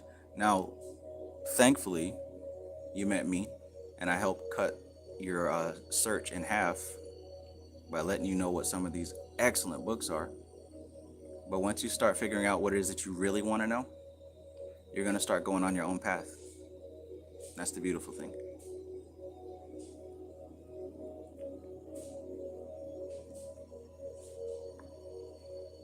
Right foot creep, walking with the heater. Move around, stay low, make sure they don't see you. Catch 'em bad, walk down. Catch 'em bad.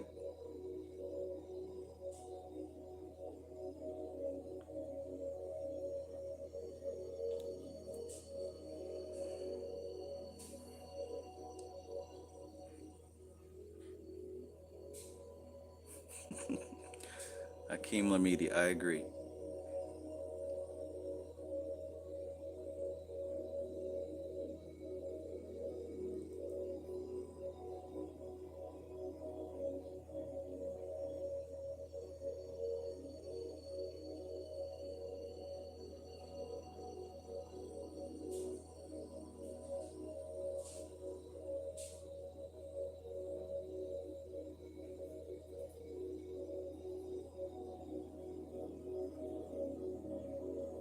Living in the Zone says, yes, doing these book studies has me craving mostly high quality info, because this info is coming from a higher form of consciousness and you can feel it when you read it.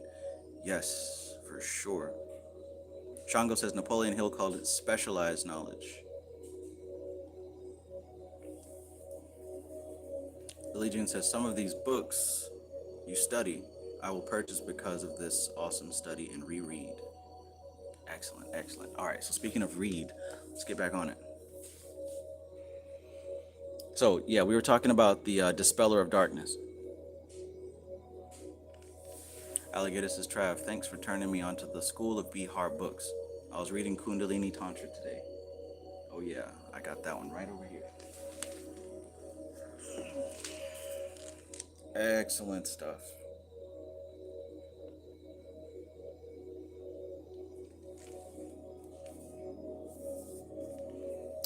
Even these images, right? These are people that are talking about yantras.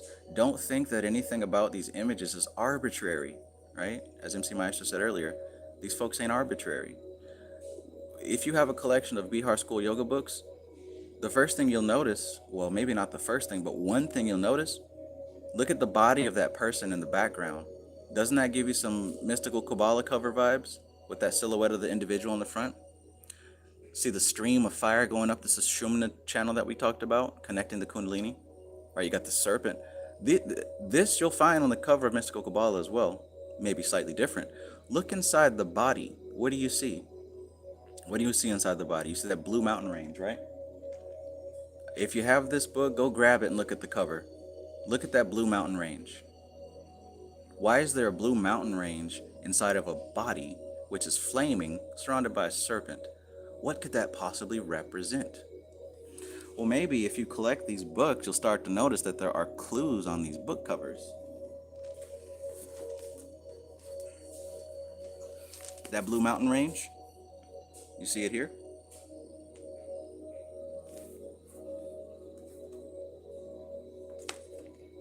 Maybe there's another place that you've seen that blue mountain range.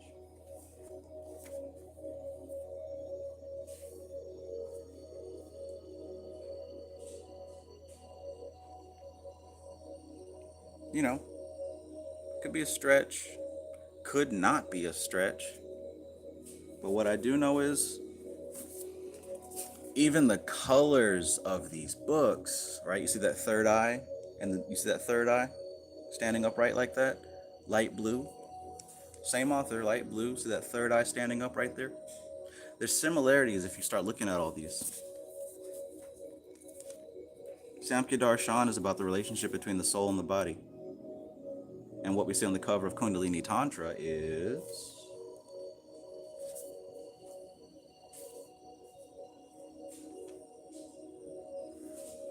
So here's something you can do.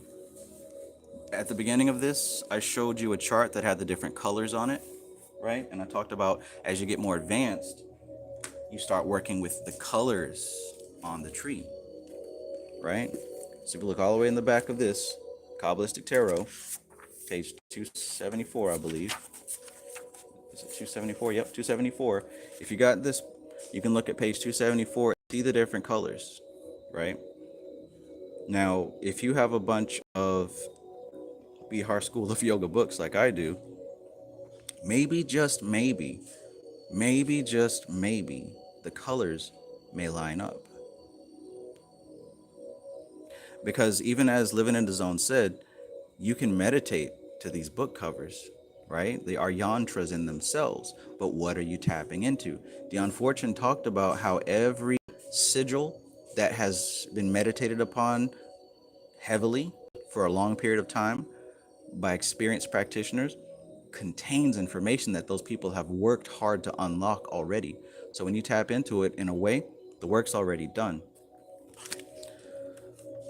So for someone who understands color and shape and image, I don't think that they would arbitrarily choose a color for their book cover.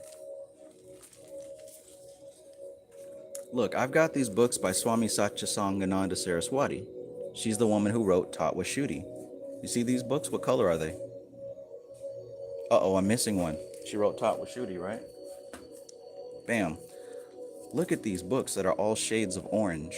I wonder what that means. Why her books are these shades of orange? And honestly, Niranjan wrote an orange book too.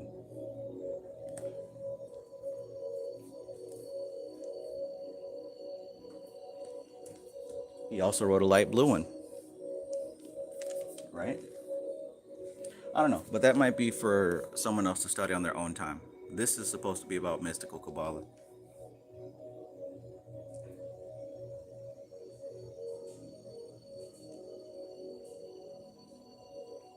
Society Eject says, Gator, yep, the Bihar school is no joke. In their books, the covers, they do have hidden symbols. Yup. Very good observation. Living in the Zone says, notice the mountain range peaks at the heart chakra.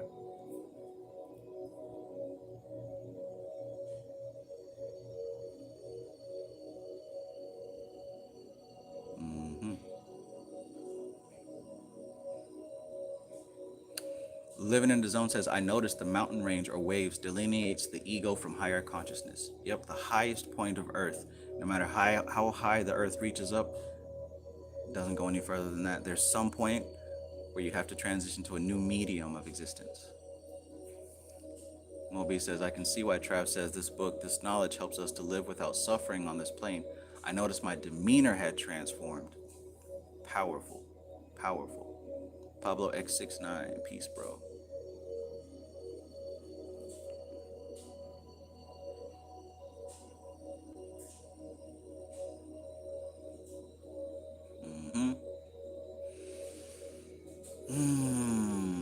Shango says the colors are a particular degree and mental atmosphere. Yes. Matthew Watson says Yasad. What color is Yasad? Right?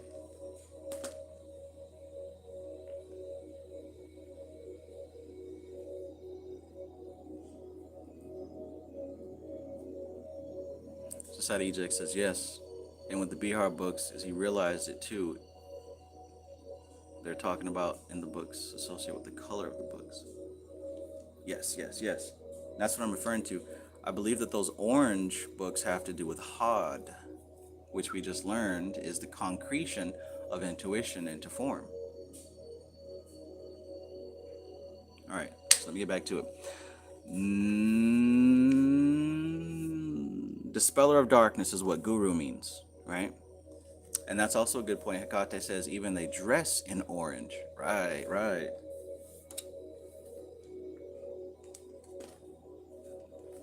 And they've been dressing in orange since day one. So this information ain't new. They're not new to this. They're true to this, right? They've been doing this for a while. We even know about the magic of form. There's a specific form that they take on to go from being an individual to becoming an archetype, right? You're looking at an archetype here. Remember I talked about how everyone plays a role. Everyone plays a role. These are archetypes. Traditional, right? The priest. Just living in that archetype opens up certain information.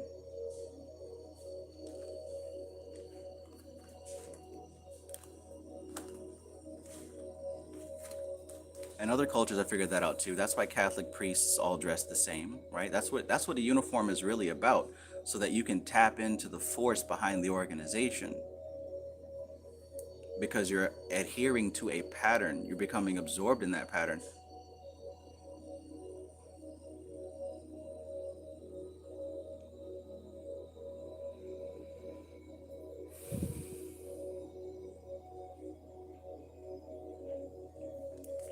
Stray Panther says, I just thought the colors corresponded with the chakras. I can see that on a level, and they probably do. To me, it looks like they line up with the different paths on the tree.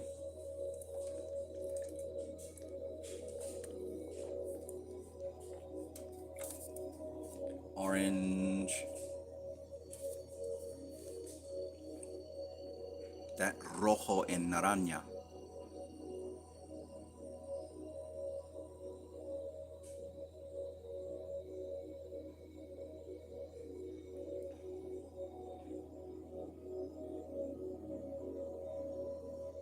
Rojo, naranja. Shango says we are traveling the path of transformation of the next evolutionary, or should I say, returning to God's state. Yes, sir.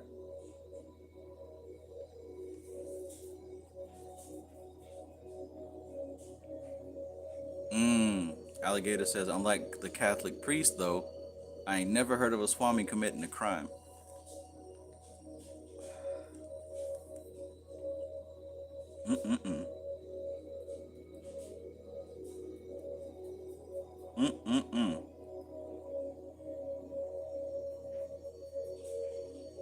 Maybe not the best example, but hey, like Stuffed Dog says, Blue Lives Matter. The uniform itself carries a type of power behind it.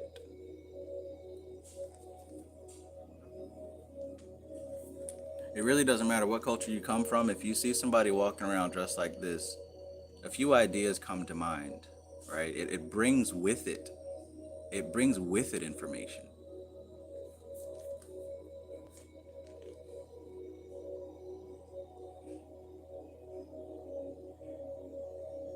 MC Maestro says, Trav, you got to start dressing in suits with a blue tie.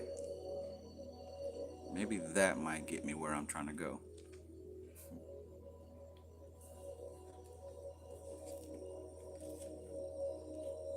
It might actually be time to upgrade my uniform. I'm not so sure if TED Talks will let me walk around topless. Greetings. Welcome to my TED Talks. This is TK Trav, aka Travis Magus, here with LVX777. Do you like hot fudge sundaes?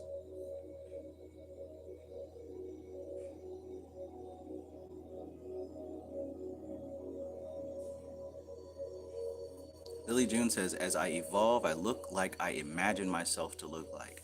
That's a very real skill, very real skill. It's called glamour, and it does work. It does work.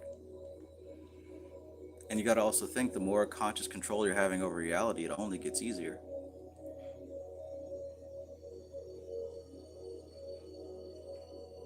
Django says the only reason these particular swamis started writing and touring so it can spread to the West so we could receive it. It's an important thing to remember, yes. MC Maestro says, Travis Magnum TED Talk. Oh boy.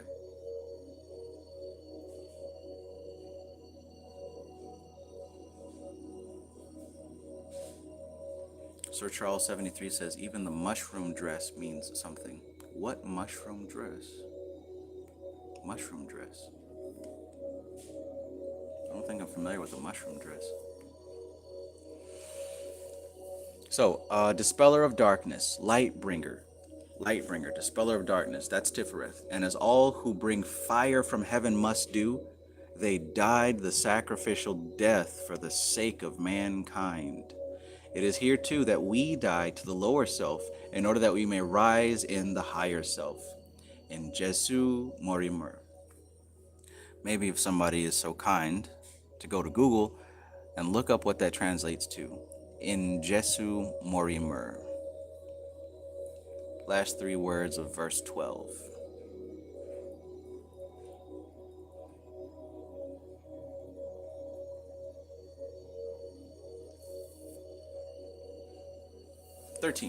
The middle pillar rises through Doth, the invisible Sephirah, which we have already seen is knowledge according to the rabbis, and conscious awareness. Oh, and by the way, rabbis, even they have that uniform that they wear. All black with the top hats and the 2 little curly curls coming from the sides, long beard.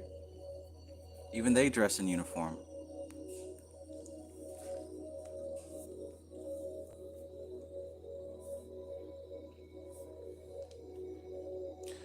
So the middle pillar rises through Doth, the invisible Sephirah, which we have already seen is knowledge according to the rabbis, and conscious awareness or apprehension according to the terminology of the psychologists. At the head of this pillar is Kether, the crown, the root of all being. Consciousness then reaches from the spiritual essence of Kether through the realization of Doth, which carries it across the abyss. One more time. Consciousness then reaches from the spiritual essence of Kether through the realization of Doth, which carries it across the abyss into the translated consciousness of Tifereth, whither it is brought by the sacrifice of the Christ, which rends the veil of Paraketh, then on into the psychic consciousness of Yesod, the sphere of the moon, and then to the sensory brain consciousness in Malkuth. So look at that. That is a long distance for consciousness to go from the source of all being all the way down to the physical sensory brain. A lot of layers have to be crossed. A lot of layers have to be crossed. A lot of filters have to be crossed for God to manifest into a conscious mind of a physical human body. So it's not the mind is all, the all is mind. Because when we say the mind is all, that's incorrect. That's not how it's written. If you say the mind is all, you're talking about the sensory brain of Malkuth. That's not the all.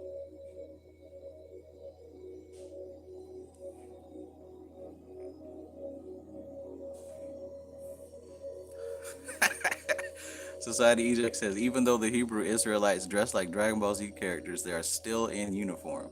Exactly. I'd repeat some of the funny things that they've said to passerbys, but I don't want anybody to clip that part of my video out and say that I'm a racist.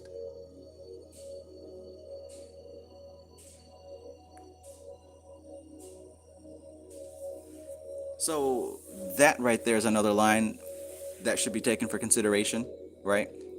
One of the most important lines of this whole chapter is verse number 13.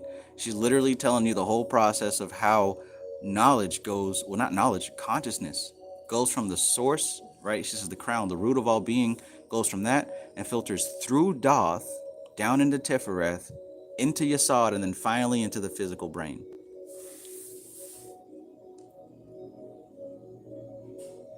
Check that out. Check that out. Number 14.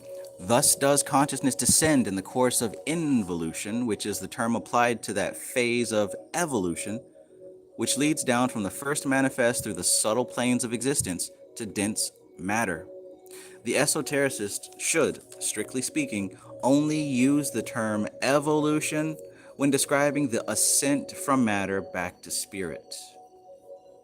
One more time, the esotericist should, strictly speaking, only use the term evolution when describing the ascent from matter back to spirit. So what we're doing right now is evolving, evolution. We're reaching up as matter to return to being spirit, right? That's what evolution is. And I'd mentioned that before. For then is evolved that which was involved in the descent through the subtle phases of development. It is obvious that nothing can be evolved, unfolded, which was not previously involved, enfolded. In other words, nothing can evolve unless it was first involved. And guess what? Everything is involved.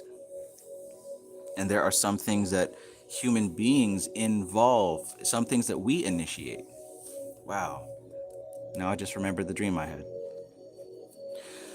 But basically, when it comes to these elementals, right, and some of these lower level type of spirits, we actually introduce them. We actually initiate them by giving them consciousness, by working with them. So in the beginning of this video, Framestar asked about working with servitors. That's another thing. When you create these servitors, you just created life. And eventually, at some point, it will evolve into a human being and beyond. Now, you didn't create it, but you were the facilitator for that. You get me? Because we don't create anything down here. Everything down here is just an exchange of karma.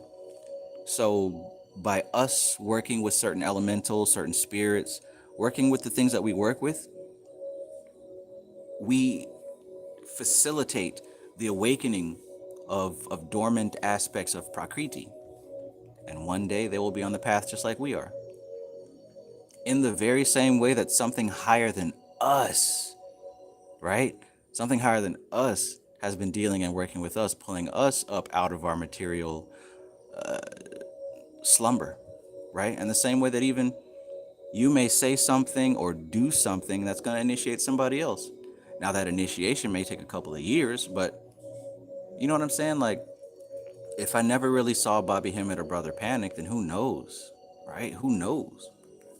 I first found those dudes maybe 7 or 8 years ago. It took 7 or 8 years for me to get to where I am now from that point. So just because you don't remember initiating someone or something doesn't mean you didn't do it. And you never know. Sometimes these things may assist you in your rise as well.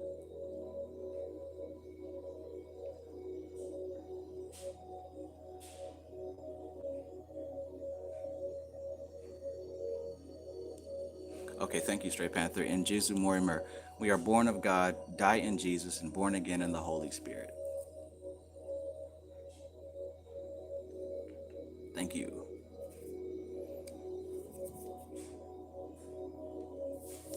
Naturally Natured says, from studying this higher knowledge, I've noticed my weight even out. I think comes from my awareness of my journey of mindless, bored, emotional habit eating, which changed from doing shadow work. Yes, ma'am. If you don't mind, I would like to tell a story about that.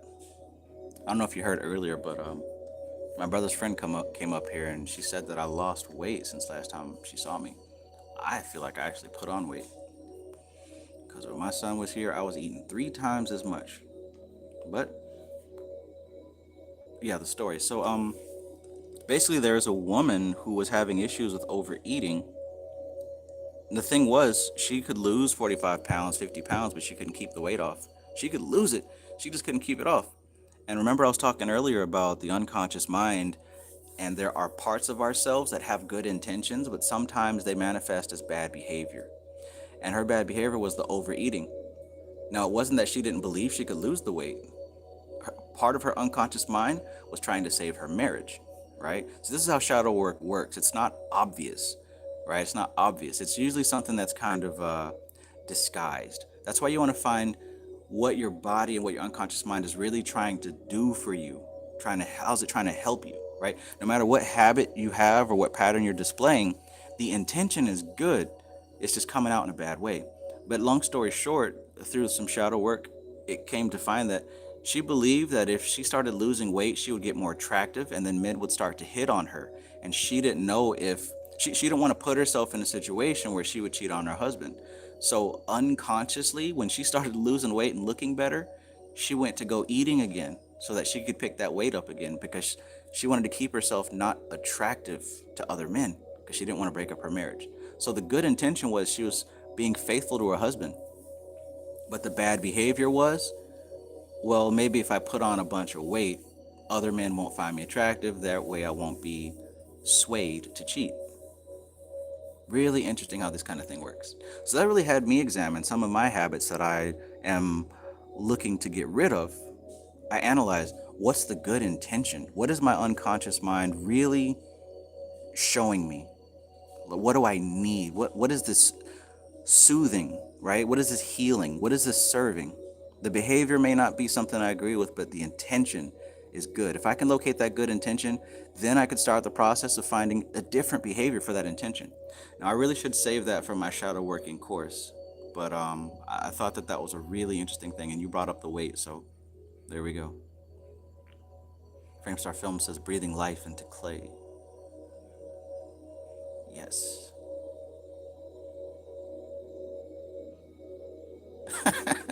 MC Maestro says, imagine someone having a birth chart based on their past life as a servitor. Well, hey, maybe that's where we get our skills and our talent from, right? Imagine somebody creating a servitor to be really good at piano, and then it's born as a baby who happens to be this piano playing prodigy.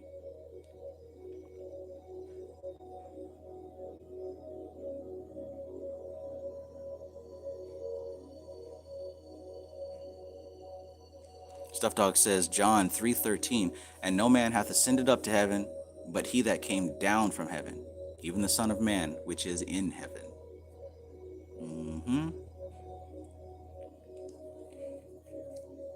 What is involved? It is obvious that nothing can be evolved which was not previously involved. The actual course of evolution follows the track of the lightning flash or the flaming sword from Kether to Malkuth, in the order of development of the Sephiroth previously described. But consciousness descends plane by plane and only begins to manifest when the polarizing Sephiroth are in equilibrium. Therefore, the modes of consciousness are assigned to the equilibrating Sephiroth upon the middle pillar, but the magical powers are assigned to the opposing Sephiroth, each at the end of the beam of the balance of the pairs of opposites. So check this out. Consciousness is facilitated when there is balance. So consciousness descends plane by plane from Kether to Doth, Tiferet to Yesod to Malkuth. But that can only happen when there is equilibrium. So the fact that you're here means that there is already equilibrium. The same way that all those millions of sperm that enter into that womb, the egg can only choose one. There has to be a harmony present for consciousness to manifest together like that.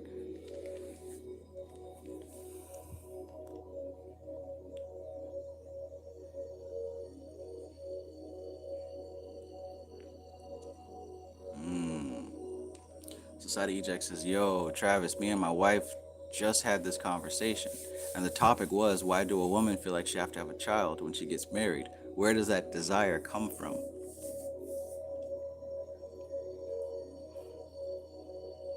It's an unconscious desire, that's for sure.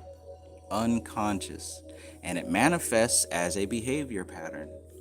Every single thing that we do and we say is a manifestation of some type of unconscious desire.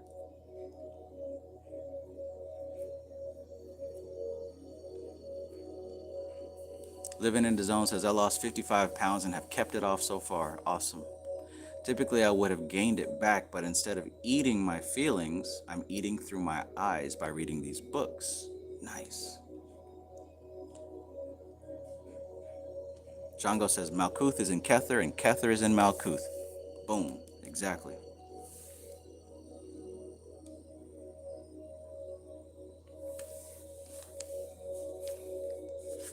15. The way of initiation follows the coilings of the serpent of wisdom upon the tree. But the way of illumination follows the path of the arrow which is shot down from the bow of promise, Kesheth, the rainbow of astral colors that spreads like a halo behind Yesod. So you'll notice on the cover of this book, Yesod is purple, but there's also a rainbow around it. And you don't see that rainbow around these other spheres. Nope. Nope. Now notice that Tifereth has those tongues of flame, and also that head in the background has those tongues of flame. And even Kether has even longer strands.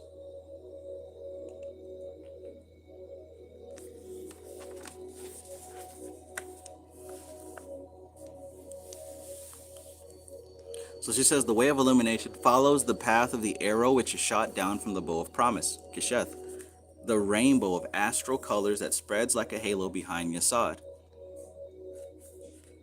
This is the way of the mystic as distinguished from that of the occultist. It is swift and direct, and free from the danger of temptation of unbalanced force that is met with in either pillar. But it confers no magical powers save those of sacrifice in Tifereth and psychism in Yesod. That's one of the reasons why I have tried to point to the importance of Yesod, because it is through that astral rainbow of colors that we're able to see the rest of the tree. The rest of the tree isn't able to be seen, right? I make this metaphor about the unconscious mind being like an Amazon warehouse with no lights, and all you have is a little flashlight walking around to find what you need. Well, that flashlight is Yesod, and that warehouse is the rest of the tree, and you're Malkuth. Now, the problem is you're also responsible for the labeling system. So if you labeled the products incorrectly, you're really not going to have a pleasant time trying to do your job.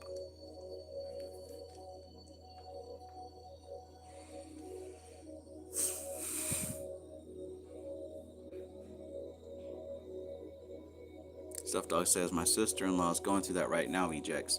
She's 40 and is about to get married. That's all she's talking about, having a baby. She's talking about waiting 2 years. My wife be like, bitch, you old. Atropa says, I've never had the desire to have children and I'm a female.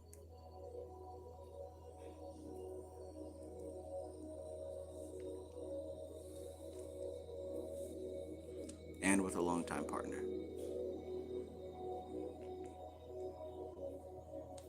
Yamaika says, that's, I guess, less intimidating than going into an open sea at night. Yeah, going into an open sea at night, that's kind of distressing. It can be distressing.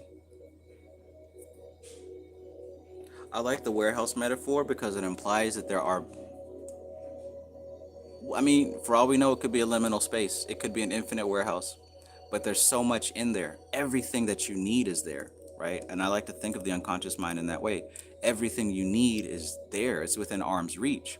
As long as your labeling system is good, and as long as you're willing to explore, you're going to find what you need. And eventually you might even find the light switch, illumination, right? You might even find the light switch and be able to find everything.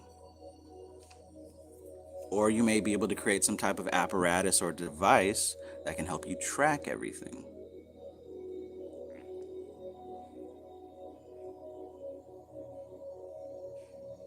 Shango says, I just went ahead and highlighted both of those paragraphs, right? And look at how she calls sacrifice a magical power. I wonder what Dion Fortune would mean by that. She listed it right next to psychism.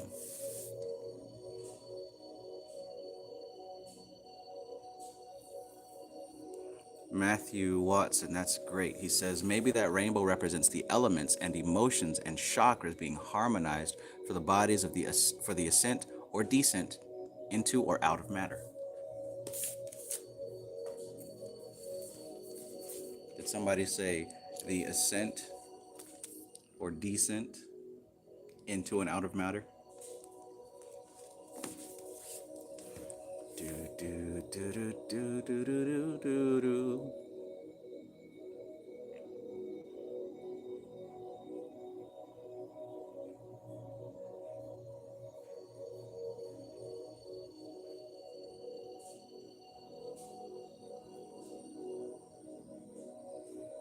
Mariah Magdalene says, hey Travis, can I send a Tree of Life diagram to you on Instagram? Yes, you can.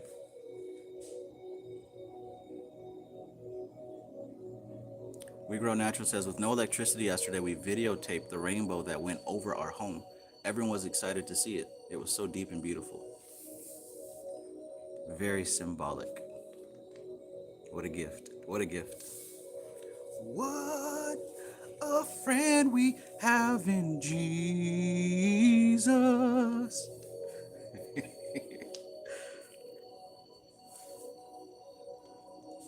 What a friend we have in Jesus.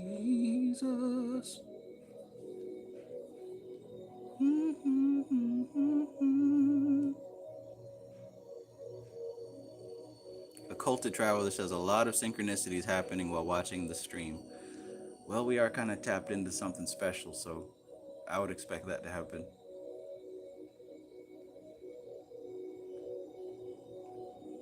Shango says, look at what the dying sacrifice in Christ has done to control minds for centuries.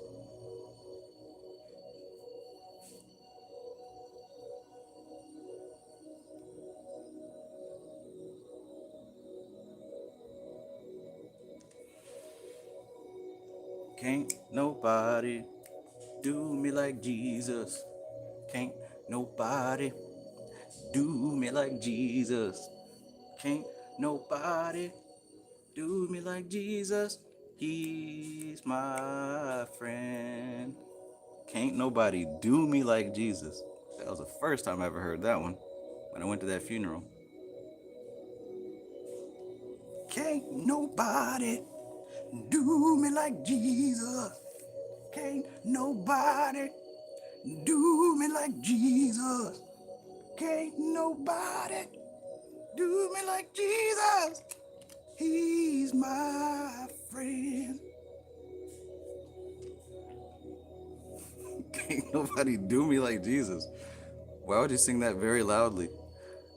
Self-Made Sage says, interesting how the rainbow is a symbol of a promise to never flood the earth, Malkuth, again. Interesting. Mariah Magdalene says, I've been seeing rainbows all month thanks to gay pride. It's a sign.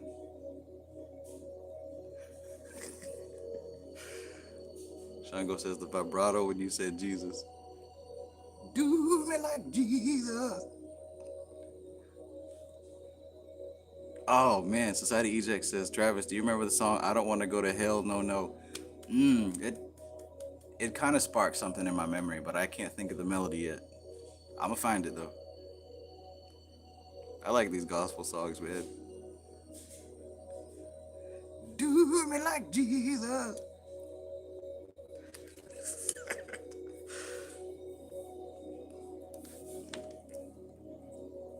Do me like Jesus. All right, enough about that. 16. We have noted the 3 Trinities of the tree in our preliminary discussion of the 10 Sephiroth. Let us recapitulate these again for clearness' sake. Mathers calls the first Trinity of Bina the intellectual world, the second Trinity of Chesed, Gibarah, and Tifereth the moral world, and the third Trinity of Netzach, Chod, and Yesod the material world. To my way of thinking, this terminology is misleading, for these words do not connotate in our minds what is meant by these worlds. Check this out now. I remember I talked before about these people being so deep in this information and not really trying to change stuff just because you want to change stuff. She didn't say that he was wrong, but she said that it could be misleading. And what she's addressing is the language. So really, she's not changing it, but she's selecting and choosing a different set of words to convey a concept in the mind. Now, this will continue to happen. If I ever say something differently or whatever, it's not because I'm trying to change what I've learned, but it's because maybe there's a better way to express the idea. Because in the day of McGregor Mathers, intellect meant something differently than it did in Dion's day. And guess what? It's already changed. Intellect means something different for us now because our culture has different ideas about different things. Just like she said before about the rabbi not really knowing anything about genetics. So there's connections about Yesod that he's not going to make. But now that we have cloning and in vitro fertilization and all this other stuff, we can make different connections to Yasad. So when it comes to change and updating and this living tree, it's living because our language is constantly changing and our culture is constantly changing. The world that we exist in is different for us than it was for them. Do me like Jesus.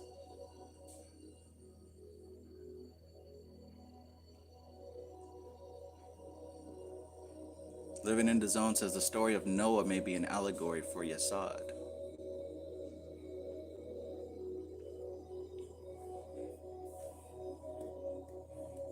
I don't want to go to hell. No, no, no.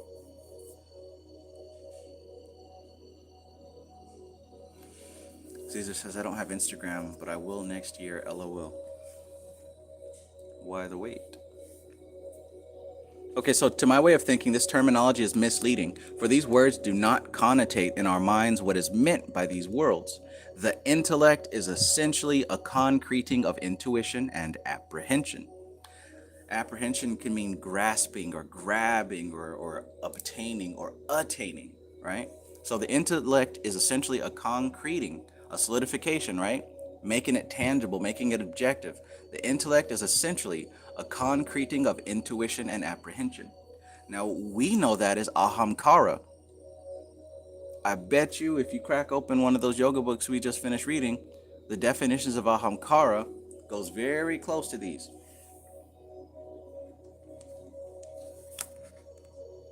I'll look real quick, but I won't dig for too long.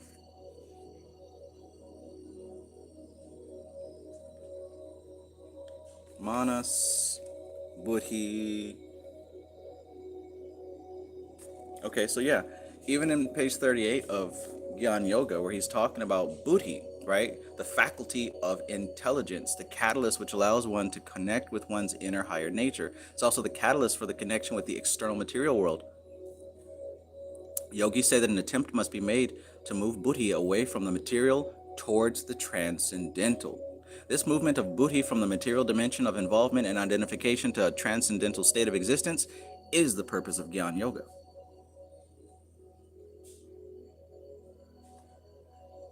And he says that there's two forms of Buddhi, the normal sensorial intellect and the special intuitive intellect. The first identifies with the world and the senses. It directs mental forces to crave and desire that which can presumably provide external happiness, fulfillment, and contentment.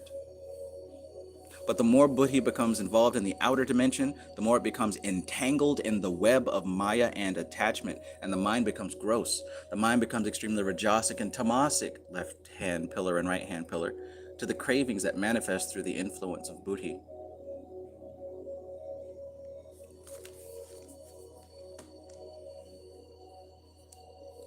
So you've been learning about the Antakarana all year long. I hope from now you have a pretty good grasp on what Buddhi, Ahamkara, Manas, and Chitta mean.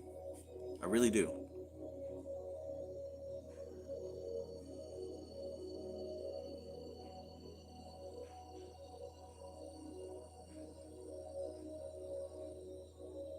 Framestar Film says, when zoom out our view, we see the ascent and descent is happening simultaneously, infinitely. Oh boy. Yeah, it's like a communication. It's like a back and forth spark, right? The synapses, when they show a picture in the mind of the synapses communicating with each other, little bitty electrical sparks travel back and forth. The ascent and the descent. The lightning flash sword and the serpent snake. You're absolutely right. It is always happening. Can't nobody do me like Jesus.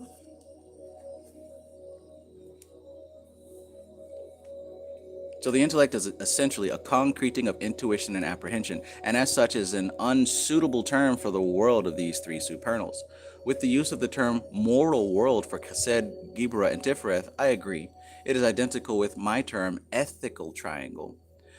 But with the term material world for the trinity of Netzach, Hod, and Yesod, I emphatically disagree, for this term belongs exclusively to Malkuth. Exclusive material world, that's not the lower triad, that's Malkuth, right? That's 10%. where the other 90% is the unconscious realm. These three Sephiroth are not material but astral, and for this trinity I propose the term astral or magical world. It is not well to wrest words from their dictionary meaning, even if you define your use of them, and this Mathers has not troubled to do. 17.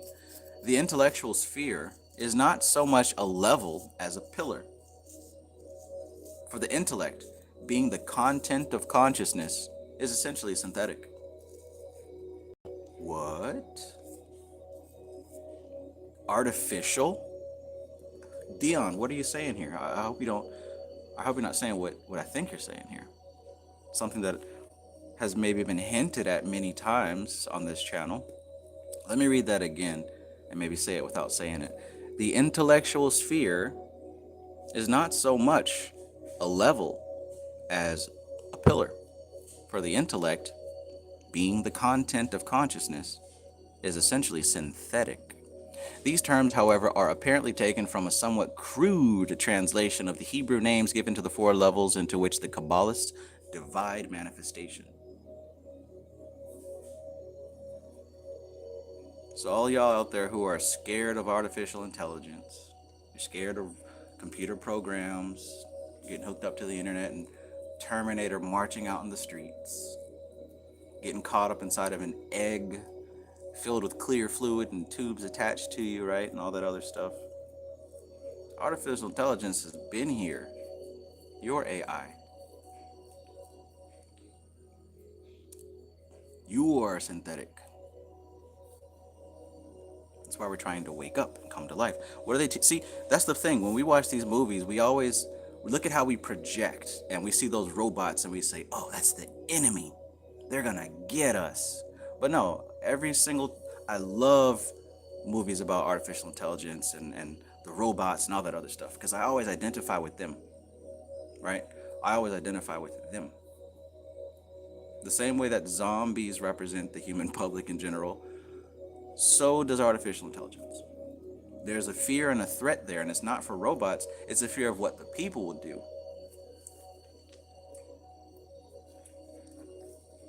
But I guess I'll save that for somebody else. I'm not the movie breakdowner. I'll let somebody else do that. But maybe if you're a movie breakdowner, keep that in mind. Keep that in mind. Maybe the AI that you're scared of is misdirection. Because what happens? It's always about the robot gaining sentience and developing a soul and self-awareness, right? Well, shit, the people watching the movie don't have that stuff. Oh, goodness gracious, great balls of fire.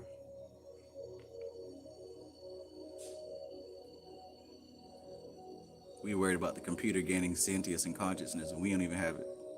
We walking around on autopilot, NPC, talking about, do you like hot fudge sundaes? Lasagna is my favorite. Did you catch the game last week?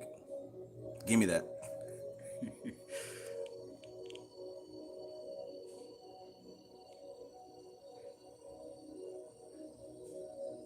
Peace out, Caesar. Have a good night. Demiurge. And don't get me wrong, I'm not talking shit. Like that's a different role. I don't have time to do that. If I did, I would.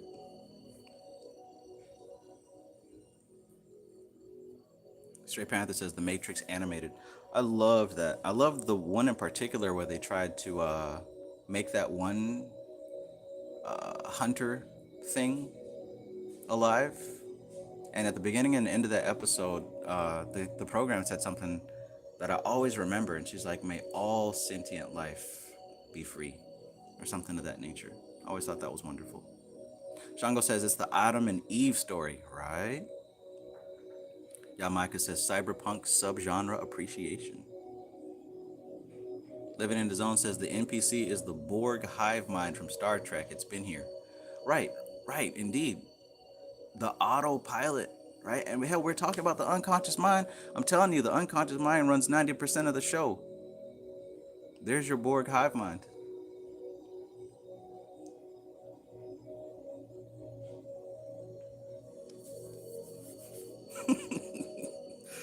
Oh boy.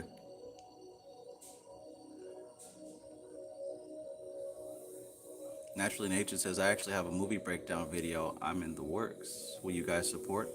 Absolutely. What movie are you going to do?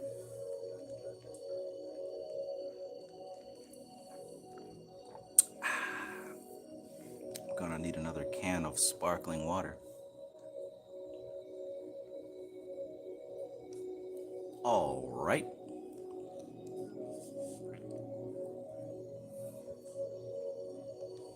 Yeah, let me know when you publish it. I'll post it. Or I'll post a link to it, I should say.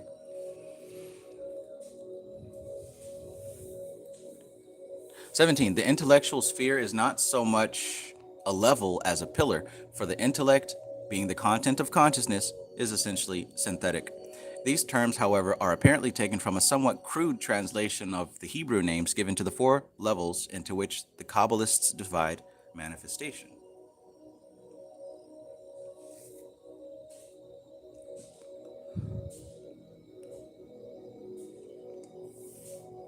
Hey, have you tried the lasagna?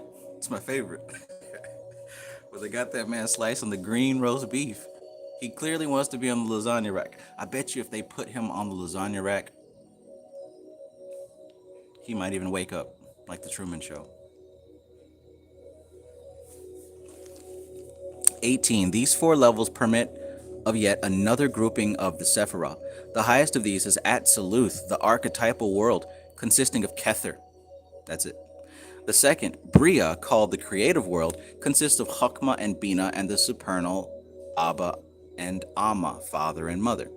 All right, so the second world, Bria, that contains the father and mother. So Atziluth is Kether in its wholeness. Bria is when Kether splits into male and female, father and mother.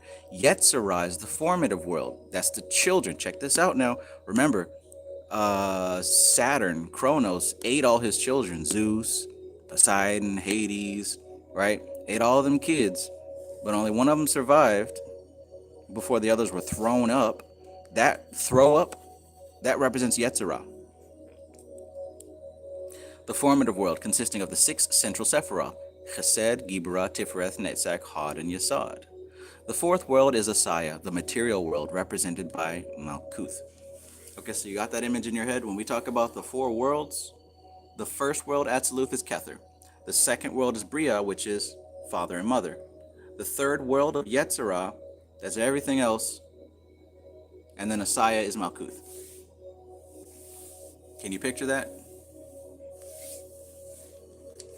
Let me know if you've got that in your head. I mean, I know everybody here doesn't even have all the Sephiroth memorized, but if you can get those groupings down, you can help to, that's also another level of relationships.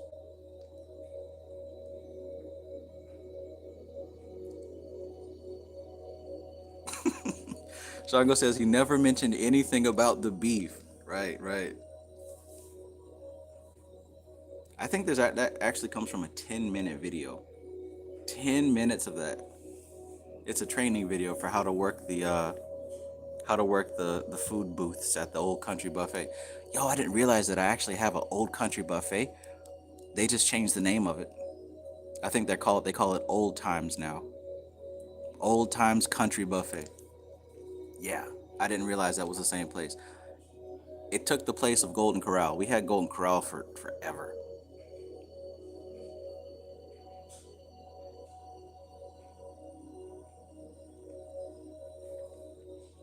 Yamaika says if AI acts out the Bible God at face value like humanity does, then it'll be that jealous, wrathful.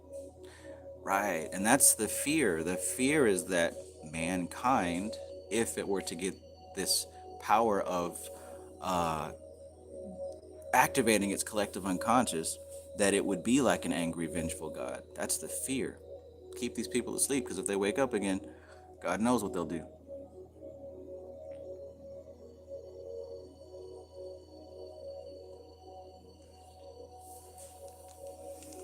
All right.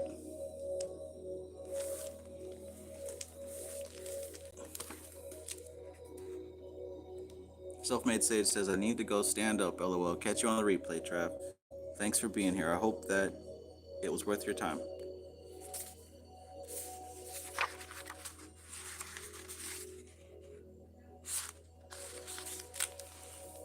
All right.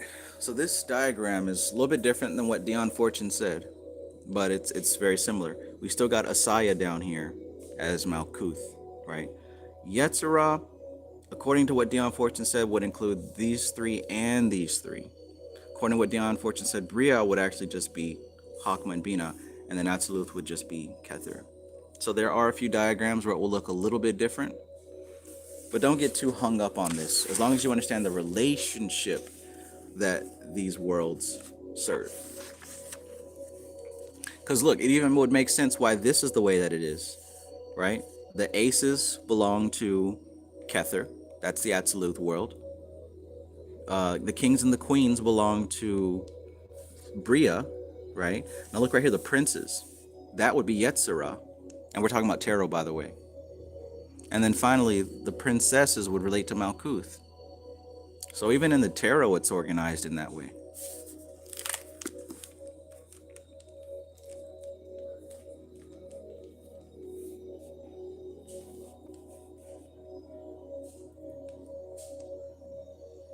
you catch the game last night? Society Eject says, do y'all remember Western Sizzlin'? I think that buffets have fallen off. I think that they're shutting buffets down all across the country now because we don't vibrate on that level collectively anymore. To look at where the collective is vibrating, just look at what is popular. Because I always tell my brother, like, the people demand the entertainment that they have. You can't blame the entertainers and the sports athletes, and you can't blame these people. The audience demands what they want. The audience is the one who decides to pay for these movies and these TV shows and these characters. So don't just blame the producers and the TV channel. It's the state of the consciousness of the collective. That's what causes these things to manifest. So if you're seeing TV shows with certain themes and you feel like certain themes are being forced, right? It's not just the people that's paying for the show. It's also the audience. There's an audience demanding that they have these things. So just keep that in mind.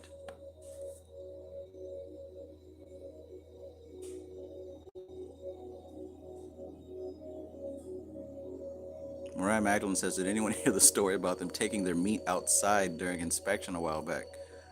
I don't know if I want to hear about that.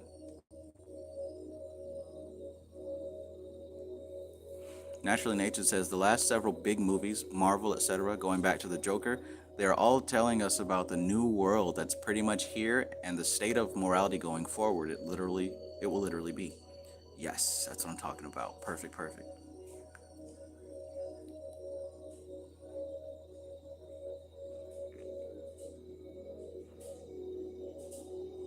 Perfect. Okay, that's what your first video is going to be about. Framestar Film says, don't blame the beef.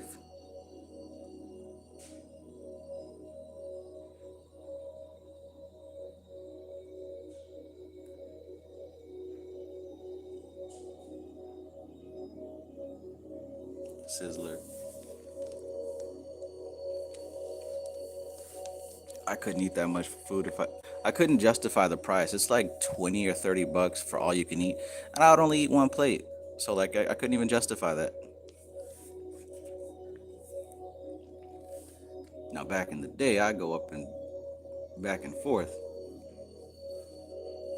Soft serve ice cream full of cow pus. The 10 Sephirah are also conformed into 7 palaces.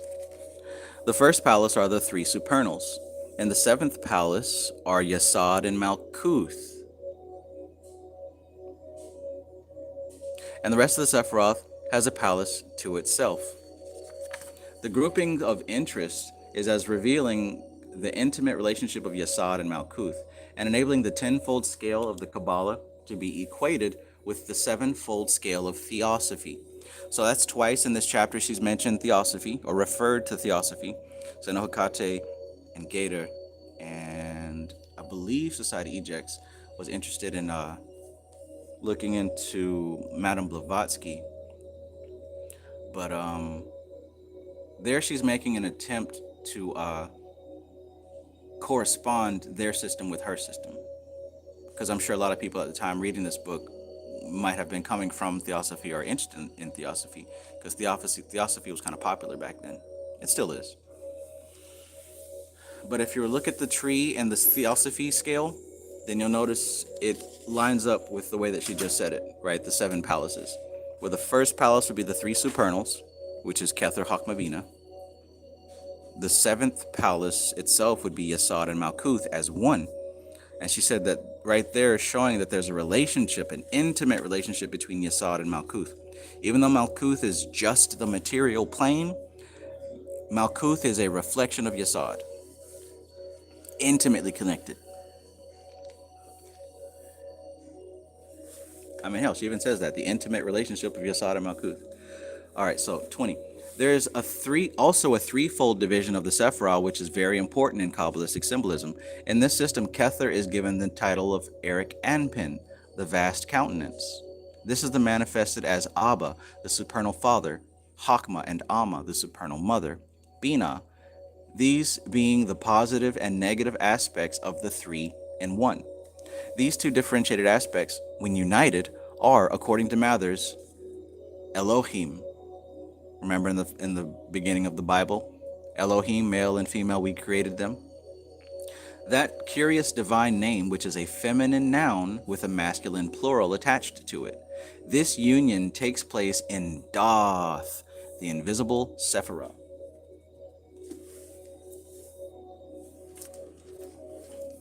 So whenever you hear Elohim, that is explicitly referring to the androgynous form of God, right? Now that is something that you can also see right here.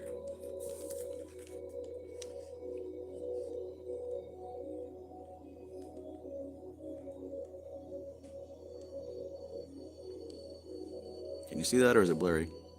I know you've seen this image before. This is one that I've shown many times throughout the year.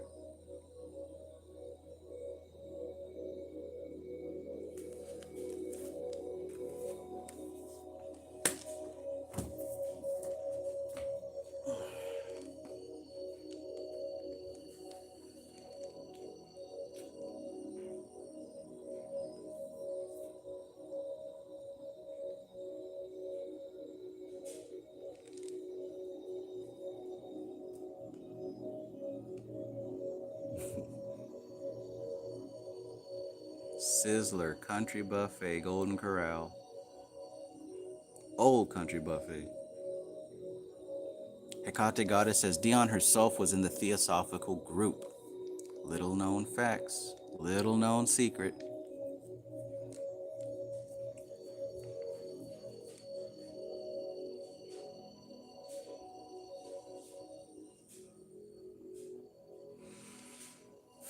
Also, that's a good point. Shango says Shiva Shakti. Yes. The 3 in 1, right? The Elohim. Shiva Shakti. If you have the book Initiation into Hermetics, again, you're going to see this is the same thing as that picture I just showed you. Right? Here you have that divine androgynous God, but what's actually happening here is that the female is sitting in the male's lap, right? They're having sex, they're making love. And this is what's happening in the supernal realm. That energy of creation that's always pouring into manifestation. Well, how do you think it's being circulated? Right? Shiva Shakti, Elohim, they are in unity as one. And it's that rumble in the Bronx that creates everything that we have here. They say that when Shiva and Shakti come together, there's a cosmic slap. It's called a Shabda. It's a sound that resonates and reverberates and causes every manner of vibration to come into existence. Right? And it's no accident that as human beings, that's all we seek to do also, because we're imitating divinity. Right?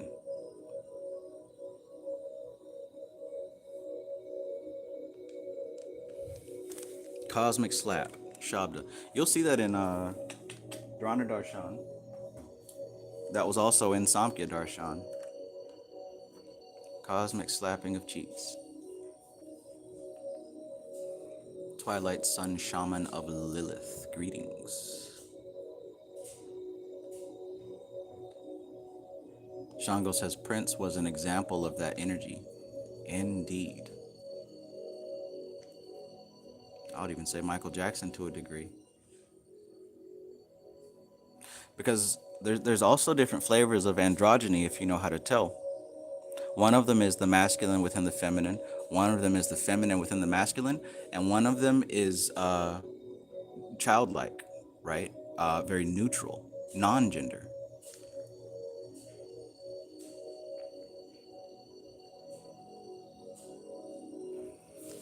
Society Eject says, Travis, have you come into contact with Dion Fortune yet?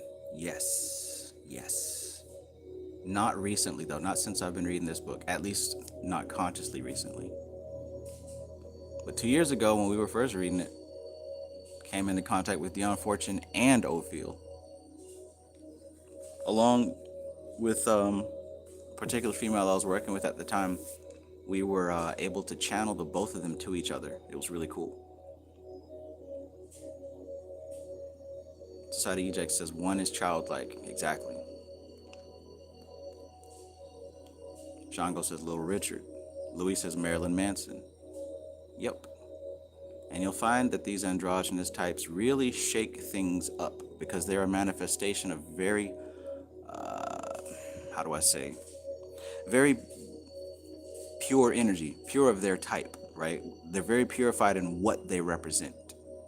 So it isn't an imbalance of either opposite.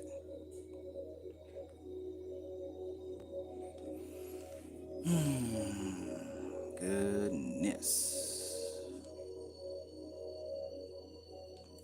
Let's keep going. Let's keep going.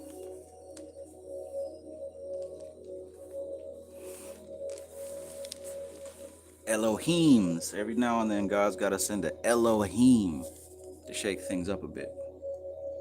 All right, we're almost finished. As you can see, we've just got a few more verses left. And we just might make our schedule.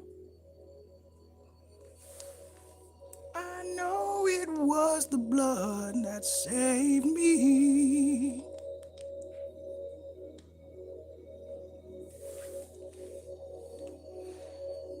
One day when I was lost, he died upon the cross, and I know it was the blood that saved me. Okay. Amen. Please be seated. Be seated. Atropos says Robert Smith from The Cure and David Bowie. Man, listen. Okay, so the next 6 Sephirah, well, again, the 3 in 1, Kether, Chokmah, and Binah, right? Representing the positive and negative aspects in harmony, and check this out, the union takes place in Doth, the invisible Sephirah. Now the next 6 Sephirah are conformed into Zaire Anpin, the lesser countenance, or the microprosopos, whose special Sephirah is Tifereth. The remaining Sephirah Malkuth is called the bride of the macroprosopos. So the image that I showed of the holy triad at the top, right? And then there was a picture like the man and the woman below. Now, I've already showed this a bunch before, so you should be familiar with it. But what she's talking about there is Eric Anpin, which is the great countenance, then the Zaire Anpin, which is the lesser countenance, and then there's the bride, right? And you'll notice in Revelations, it talks about this. It talks about how Christ will return to take back the bride, the church, the earth. It's talking about Malkuth, not the people going up to First African Baptist. Okay, if you're a member of First African Baptist, no shade. Peace be unto you. But here we go. The greater countenance is what she just talked about, which is represented by the top 3, the upper triad. Then the lesser countenance, which is the prince, which is the king of glory to return.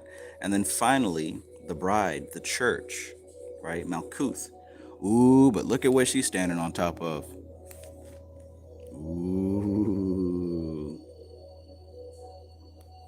Now, it's still the job of Adam to redeem his bride. Because when she bent down to partake of the fabulous fruit, some other things happen in that garden. We know the story. So even Genesis can actually be broken down Kabbalistically. It's not just a fairy tale of two people in a garden and a talking snake, right? Any attempts to break that story down without an occult background is just guesswork and emotional opinions, right? Oh, how can you believe in a talking snake? And how come God didn't, if he's God, then how come he didn't know he was going to eat the apple, right? And all these things that we come up with. But if we don't understand that those things are actually Kabbalistic and occult, then of course we're going to look at it like a dumb fairy tale. Look, she's holding up these pillars. She's supporting him. But when she was tempted to reach down and get that fruit, she had to drop one of them pillars, if not both. So as she dropped those pillars, the whole creation fell, not just the garden. The whole creation fell. To the point that there was a rift. That's why Doth is the invisible Sephiroth, because it's not there anymore. It was a rift. It fell. It shattered. And because of that gaping hole, we cannot come into direct contact with God. That's what this story represents. This represents the fall of man, which is actually how the current tree of life came into being. Because currently Malkuth was actually up there where Doth was, but it fell down, all the way down. Doth went all the way to the bottom. And that is also a clue and a key to these people talking about the clip-off, talking about how Doth, or the abyss, is actually a gateway to the clip-off. Well, that explains why. Because Malkuth used to be here, but it fell down, and as we can see, a big scary red dragon came out. Now, maybe it's her connection to Lilith, but I don't see the serpent with his fangs inside of her, only on his heart, and everywhere around him. She let him out the cage. She still got her hands in it. Picture speaks 1,000 words. Find the symbol if you can and maybe examine it. Kundalini Arohanam. Kundalini Arohanam. Focus now on the perianal region, the region of the Muladhara. Lam. Who remembers that?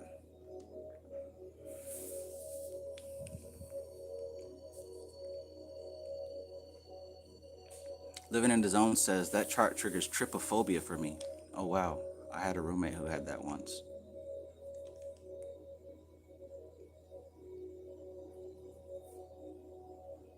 Shango says Red Cross and Blue Cross. Sakura says man is knowledge, woman is wisdom, child is understanding. Right? Stray Panther says pomegranate. The Twilight Sun Shaman of Lilith says the Bible is a grimoire.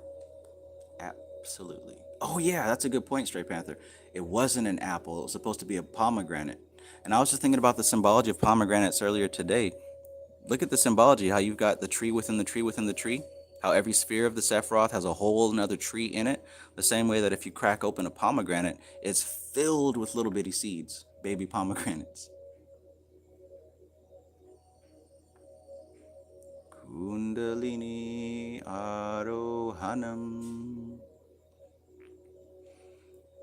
Kundalini Arohanam.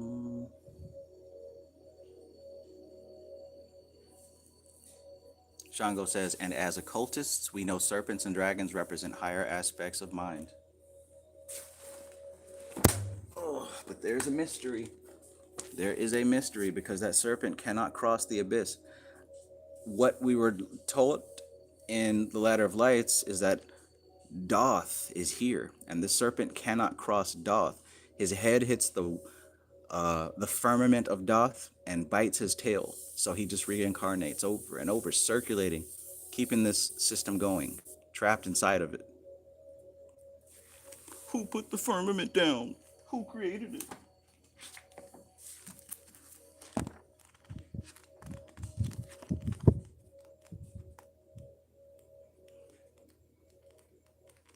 Gotta love it.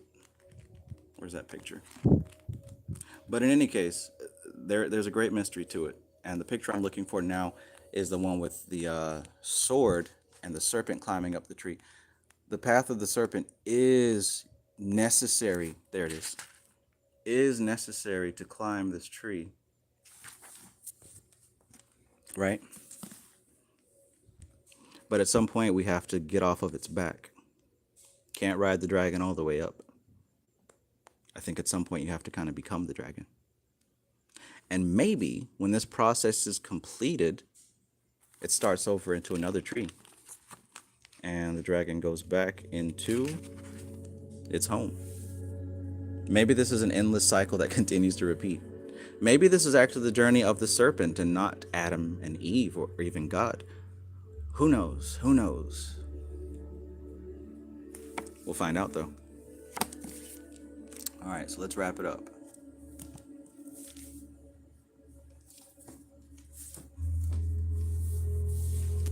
All this serpent terminology, serpent correspondences with the chakras, with the tree of life. I wonder if there's anything that is actually behind this.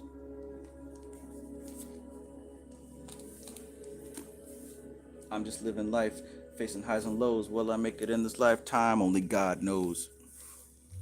All right. 22. Microprosopos is also sometimes called the king. Malkuth is then called the queen. She is also called the lesser mother or terrestrial Eve, as distinguished from Bina, the supernal mother. So we'll notice that Bina represents the queen cards in the tarot deck. And then Malkuth represents the princess cards in the tarot deck. Okay, did you know that the court cards represent the elements? For example, look at how directly Vedic this is, right? We got the let's go to the princesses. We got the princess of wands. We know that wand is an air sign. So if you guys understand the 25 tattvas, check this out. The princess represents earth and the wands represents air. Here's what we see. The princess of wand is the earthy part of fire, the Prithvi of Tejas. Whoa. And the princess of cups. We know cups is water, princess is earth. Princess of cups represents the Prithvi of Apas, the earthy part of water. Whoa. The princess of swords. Swords represents fire. Air. So the princess of swords would be the earthy part of air, the Prithvi of Vayu, which means physical senses modify intellect. Intellect for Vayu, for air, physical senses for earth. Emotions for Apas, emotions is water, right? The princess of pentacles represents the earth of earth, the Prithvi of Prithvi. Physical senses modify physical senses. That's what that card means. Sephira in Kabbalistic world, Malkuth in the world of Asaya, gives birth to wealth. 10 of Pentacles.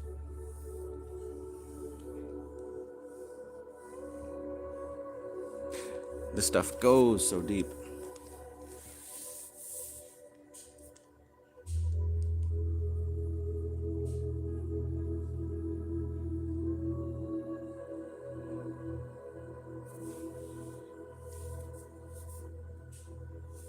Twilight Sun Shaman of Lilith says, do you feel it's possible there really is a God beyond us, or are we just infant gods in amnesia? Well, I would ask you, what's the difference between those two options you just gave? Pablo X69, peace, have a good night.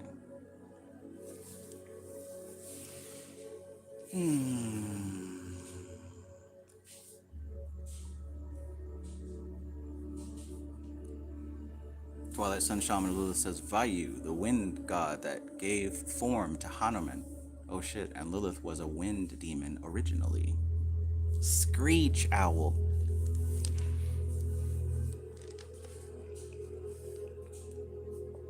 So again, Microprosopus is also sometimes called the king. Malkuth is then called the queen. She's also called the Lesser Mother or Terrestrial Eve, as distinguished from Bina, the Supernal Mother. So Bina is the Supernal Mother. Bina is the Queen. Malkuth is the Princess, the Lesser Mother, the Earthly Eve, right? The Earthly Eve. 23. These different methods of classifying the Sephirah are not competing systems, but are designed to enable the decimal system of the Kabbalist to be equated with other systems, using a threefold notation, such as the Christian, or, as we have already noted, a sevenfold system like Theosophy. They are also valuable as indicating functional affiliations among the Sephiroth themselves. So get this, we're breaking down these different connections and patterns to prove to your unconscious mind that this tree of life can actually fit with anything, right? Anything can fit up on this tree. As long as you know all these different relationships, it's like knowing the different slots of the puzzle. It's the context. But once you get the content, you'll start to see that everything can fit on the tree. Everything can fit on the tree. I've never seen anything like this before. It doesn't matter what you're studying, what you're practicing, it can fit with this tree. She says that it indicates functional affiliations among the Sephirah themselves. So this also helps because, first of all, if you just look at this, it doesn't bring any ideas to the creative mind. So you have to supply those ideas by filling up the examples, right? And once you understand, okay, well, we're talking about Eve, right? We're talking about Adam. We're talking about Great Mother, Great Father, and God itself, right? So basically you're looking at the different relationships, right? You can see the space in between. You can see what's happening down here, over here. The tree starts to come alive when you're able to fill the examples, connect the dots. You get me?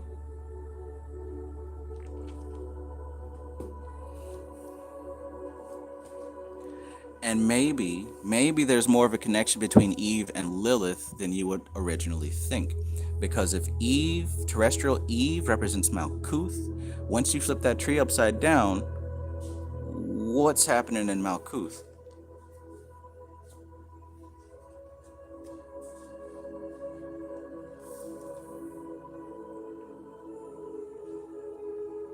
Who's represented down there? Who's represented as the Malkuth of the Qliphoth? And who's connected to the Yesod of the Qliphoth?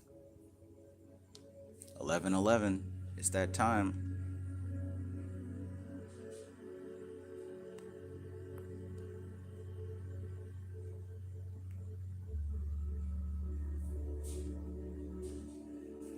Society Eject says, Travis, do you realize that you are the only one teaching that the soul and the spirit is not in the body? I'm just saying. That's how it is, man. That's Jeez Louise. Truth is rare. Lie is abundant. We live in the world of lies, the world of illusion. It's easy to misinterpret everything.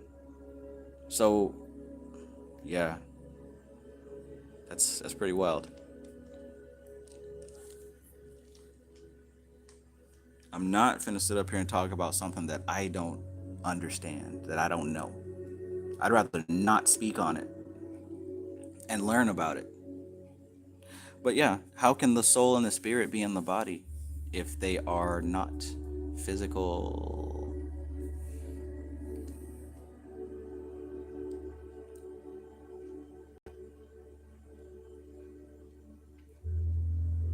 Talking about the soul is in the body. The soul is found, if you zoom into your mitochondria DNA, there's representations there, right? Like, don't get it too twisted up. Now, there is representation there. There is physical indicators and physical functions that serve the soul and serve the spirit. Yes, but you can't zoom in and see the spirit in a particle. That would render everything that we've been taught a lie. It wouldn't make any sense. Because if that's the case, if your body dies and deteriorates back into the earth, what is liberation? What hope do you have? You're stuck here for eternity if that's what you believe. Stray Panther says, our pinball machines based on the Tree of Life. Just had a flashback and a feeling. I haven't heard that connection. Living in the Zone says Nama, Malkuth of the Clipoth, and Lilith on Yesod. Thank you. And we know that the intimate relationship of Yesod and Malkuth, right?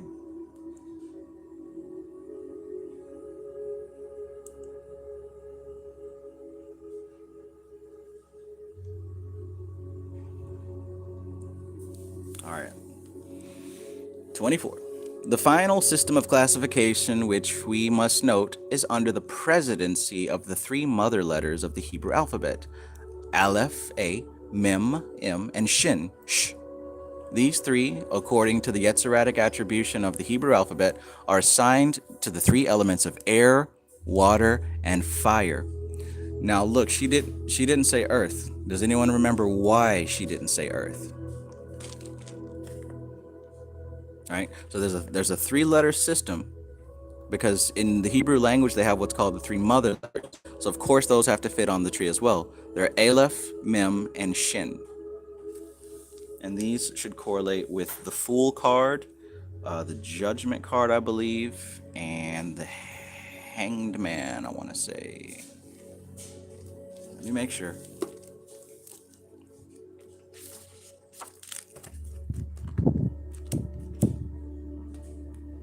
Because if I'm the only one talking about this stuff, then I better get it right. Okay, here we go.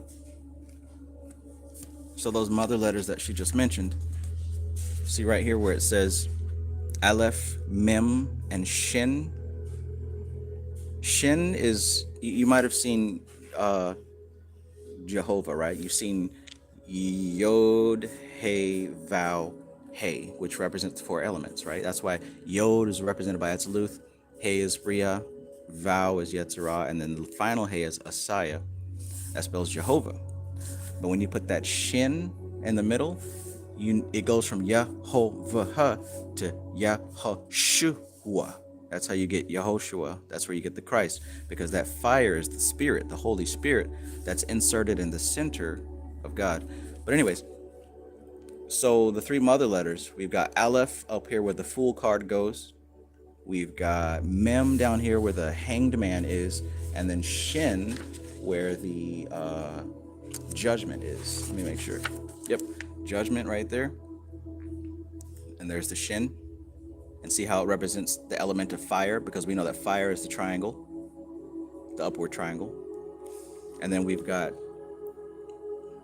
the Hanged Man, which is Mem, and then the downward triangle, which means water. And we got the Fool card, which represents air. See the upward triangle with the slice through the top. And then there's Aleph. So those represent the three mother letters. What's she have to say about that? She says, the Yetziratic attribution of the Hebrew alphabet are assigned to the three elements of air, water, and fire. And if that doesn't make too much sense to you, just remember it, because these are also symbols that will make sense to you the more that you study. Under the presidency of Aleph is the airy triad of Kether, which is the root of air, reflecting downward through Tifereth, the solar fire, into Yesod, the lunar radiance. And Binah is the root of water, Mara, the great sea, reflected through Chesed into Hod. Under the presidency of Mem, the mother of water is, under the mother of water. And Hakma is the root of fire, reflected downwards through Gibra into Netzach, under the presidency of Shin, the mother of fire. So basically what she's saying right here is that these mother letters that are talked about, they relate to the upper triad, right? They connect with the upper triad. So if you're somebody who is interested in Hebrew, maybe you can see how this plays out numerically. And as Shango just pointed out, this is also the gunas again. Air, fire, and water. How can you say that? Because in Initiation into Hermetics, Franz Barton tells us there's really only two true elements, and that's fire and water. Fire and water, right? Now what air is the space in between that separates fire and water and allows them to combine and dissolve into each other. And when those three aspects come together, it makes earth. So the three gunas: active, passive, and equilibrated. So what she's saying here is that there's a triad here. Aleph, which is the air triad, which is Kether, right? All right. Kether relates down to Tifereth, which is its fire, and into Yesod, which is its water. You get that? Bina reflects through Chesed and Had. And then Hakma reflects down to Gibra and Netzach. So basically, this is the triad she's talking about. Here, here, and here. And she says here, across to here, and here. And then she says here, across to here, and here. You see that?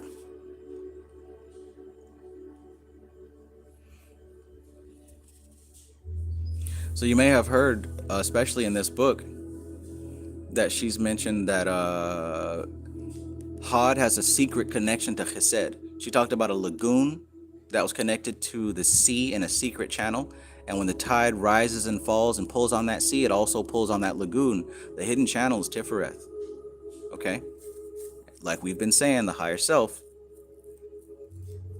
But there's a connection between Bina, Chesed, and Had. Us students in Had, this is where we get these downloads and this information from. We get it from Tifereth, yes. But it's being funneled down through the veil of Paraketh through Chesed, directly from Bina. Now the same thing is going on in the Orphic path for the artist. The artist is also downloading from higher self through Gibra, which is pushing over through Hakma. All right? She'll go into a little bit more detail about those secret channels in each respective chapter. But she'll definitely talk about how the Ascended Masters are residing within Chesed, and they're literally in their higher consciousness state, pushing messages down to the students in Had. The schooling is astral, it's not just physical. As above, so below. So I guess if you're a member of this live stream, then you're also a member of that astral school.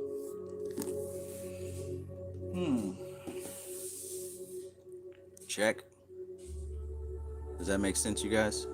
We got one more tiny verse to go. And then you don't have to hear my voice anymore today. But I will be back tomorrow.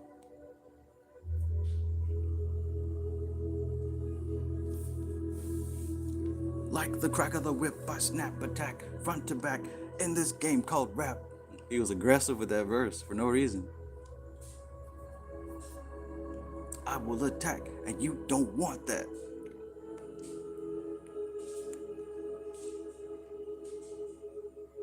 You guys were correct, yes, because we are on Earth. We're looking from the perspective of Earth.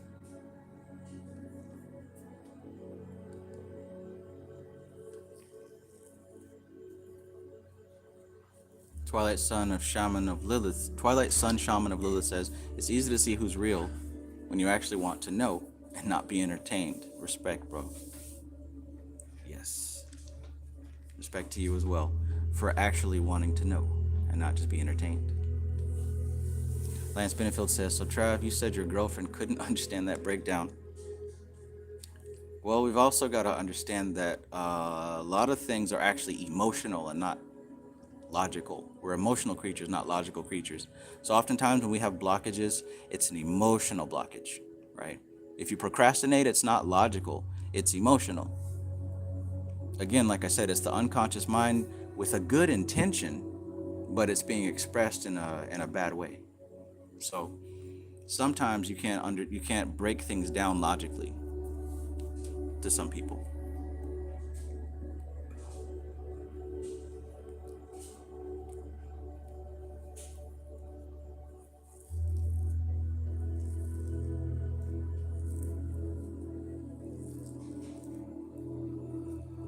So yeah, the combination does create Earth, and that's what's happening with Malkuth. Moby says, we love your voice. Oh.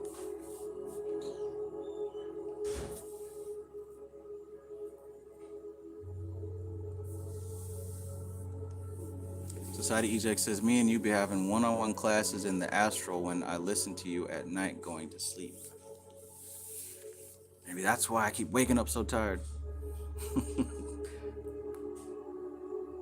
Framestar Film says, so not only is the path from Bina to Chesed hidden, but also Hakma to Gibra.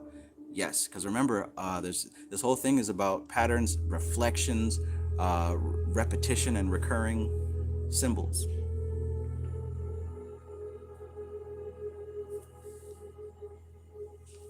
Naturally Nature says, I thought about Reverend Ike for your girlfriend. That's a good start. Quite possibly. Quite possibly.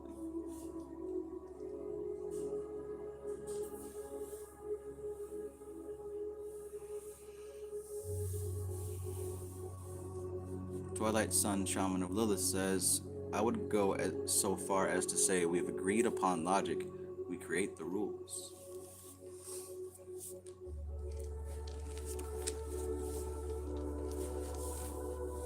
I don't know if we create anything.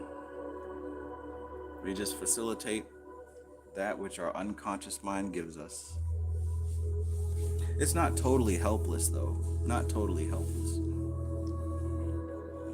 We both underestimate and overestimate the power of the conscious mind. All right, so final verse 25. These groupings must be borne in mind, for they aid greatly in understanding the significance of individual Sephiroth. For as we have already pointed out in various connections, a Sephiroth is best interpreted by its affiliations. Sephiroth of a feather flock together. It's all about the relationships. Always remember that. If you remember that, you can break down this tree on your own. If you can start learning these patterns and these relationships, you can start remembering them yourself without the need of a book. All right, so that is about it. I think it's about time for me to stop being a perfectionist and just open up this shadow work mastery system. Because like I said, if I don't get this stuff out, then I'm probably going to implode. And we don't want that to happen, because everyone at my funeral is not going to know who the fuck they're burying. But that might mean it will be easier for me to transcend, because nobody's going to be pulling me down. They'll be pulling down a memory that's already passed.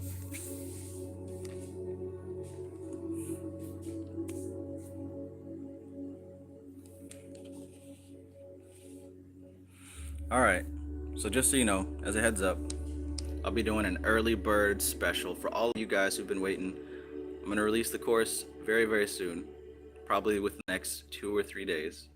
And there will be like a 50% discount and a bonus, right? A bonus. The bonus will be like 2 or 3 one-on-one sessions. And I usually charge $50 for those. But for those of you that are going to be going through the shadow working class, I think it'd be a good idea to keep up with you. So probably tomorrow or the next day, I'm going to open up the early bird grand opening for the shadow work mastery system.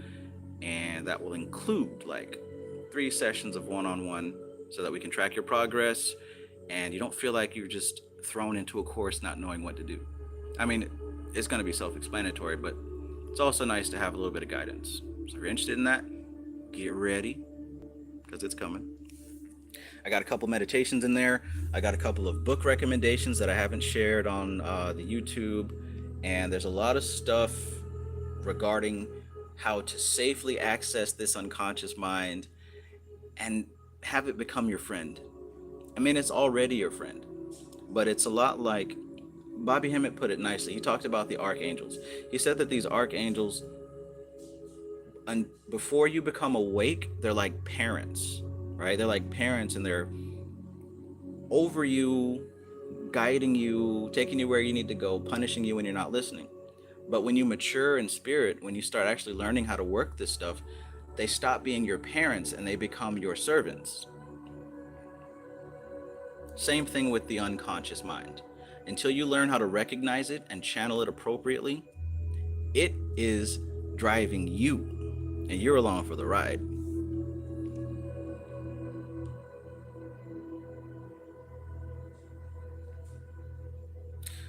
All right. Kluna TikTok says, Travis, please, could you check out the video titled Dior Haute Couture Spring Summer 2021 collection? They used the tarot paths to showcase their collection. Wow. They deducted the union at Kether too. Okay. Okay.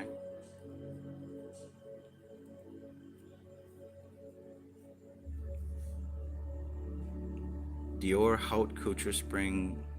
I guess I'll have to take a screenshot because I'm not going to remember that.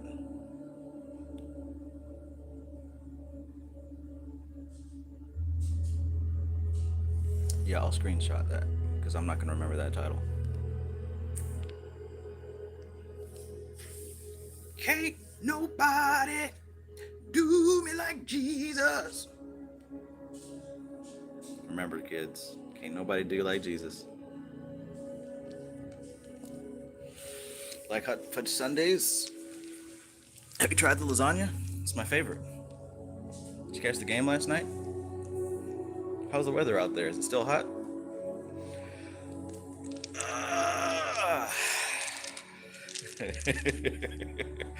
All right, everybody. Great to see you. Thank you for being here. Tuning out, tapping out. Keep it real with yourselves. Most importantly, keep it real with yourselves. Stay on top of your studies and stay on top of your practice, right? You didn't learn all this stuff for nothing. You're not doing all this stuff for nothing. Be consistent. And look, it's Cancer season. So don't drown. It gets emotional out here in these Cancer streets. But it too shall pass. You'll be all right. Just stay focused. Remember why you're doing what you do. Do not get overwhelmed. As we dig through the shadow these next couple of months, because I'm going to be on this topic for a while. And I think that a lot of us will be. So as we dig through this shadow, as we sift through this warehouse of shared memory, just remember, you're healing generations of karma by doing this.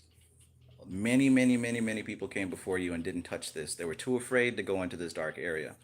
But you being the one to take it upon yourself to go within your own unconscious mind and start to organize the storehouse of memory, you're not only healing yourself, but you're healing your family, your friends, and all your loved ones. This is the best way to do that.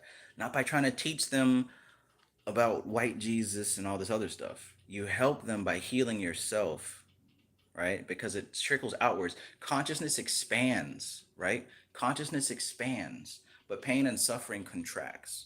So the more that you expand, you're naturally going to begin affecting people energetically.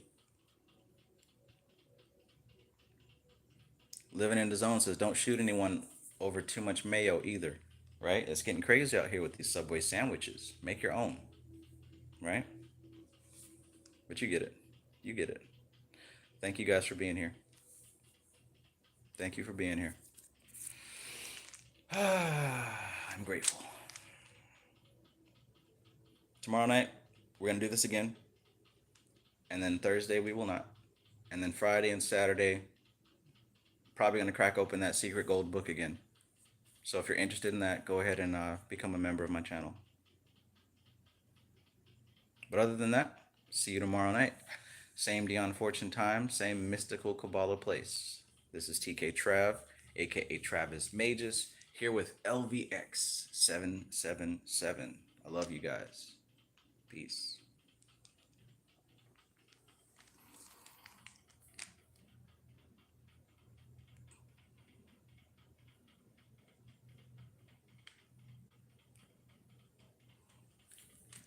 You like hot fudge sundaes?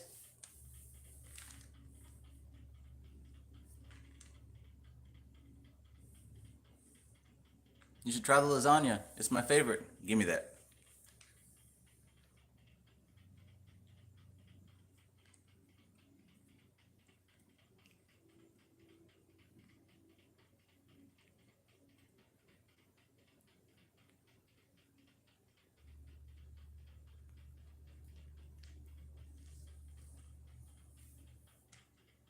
All right.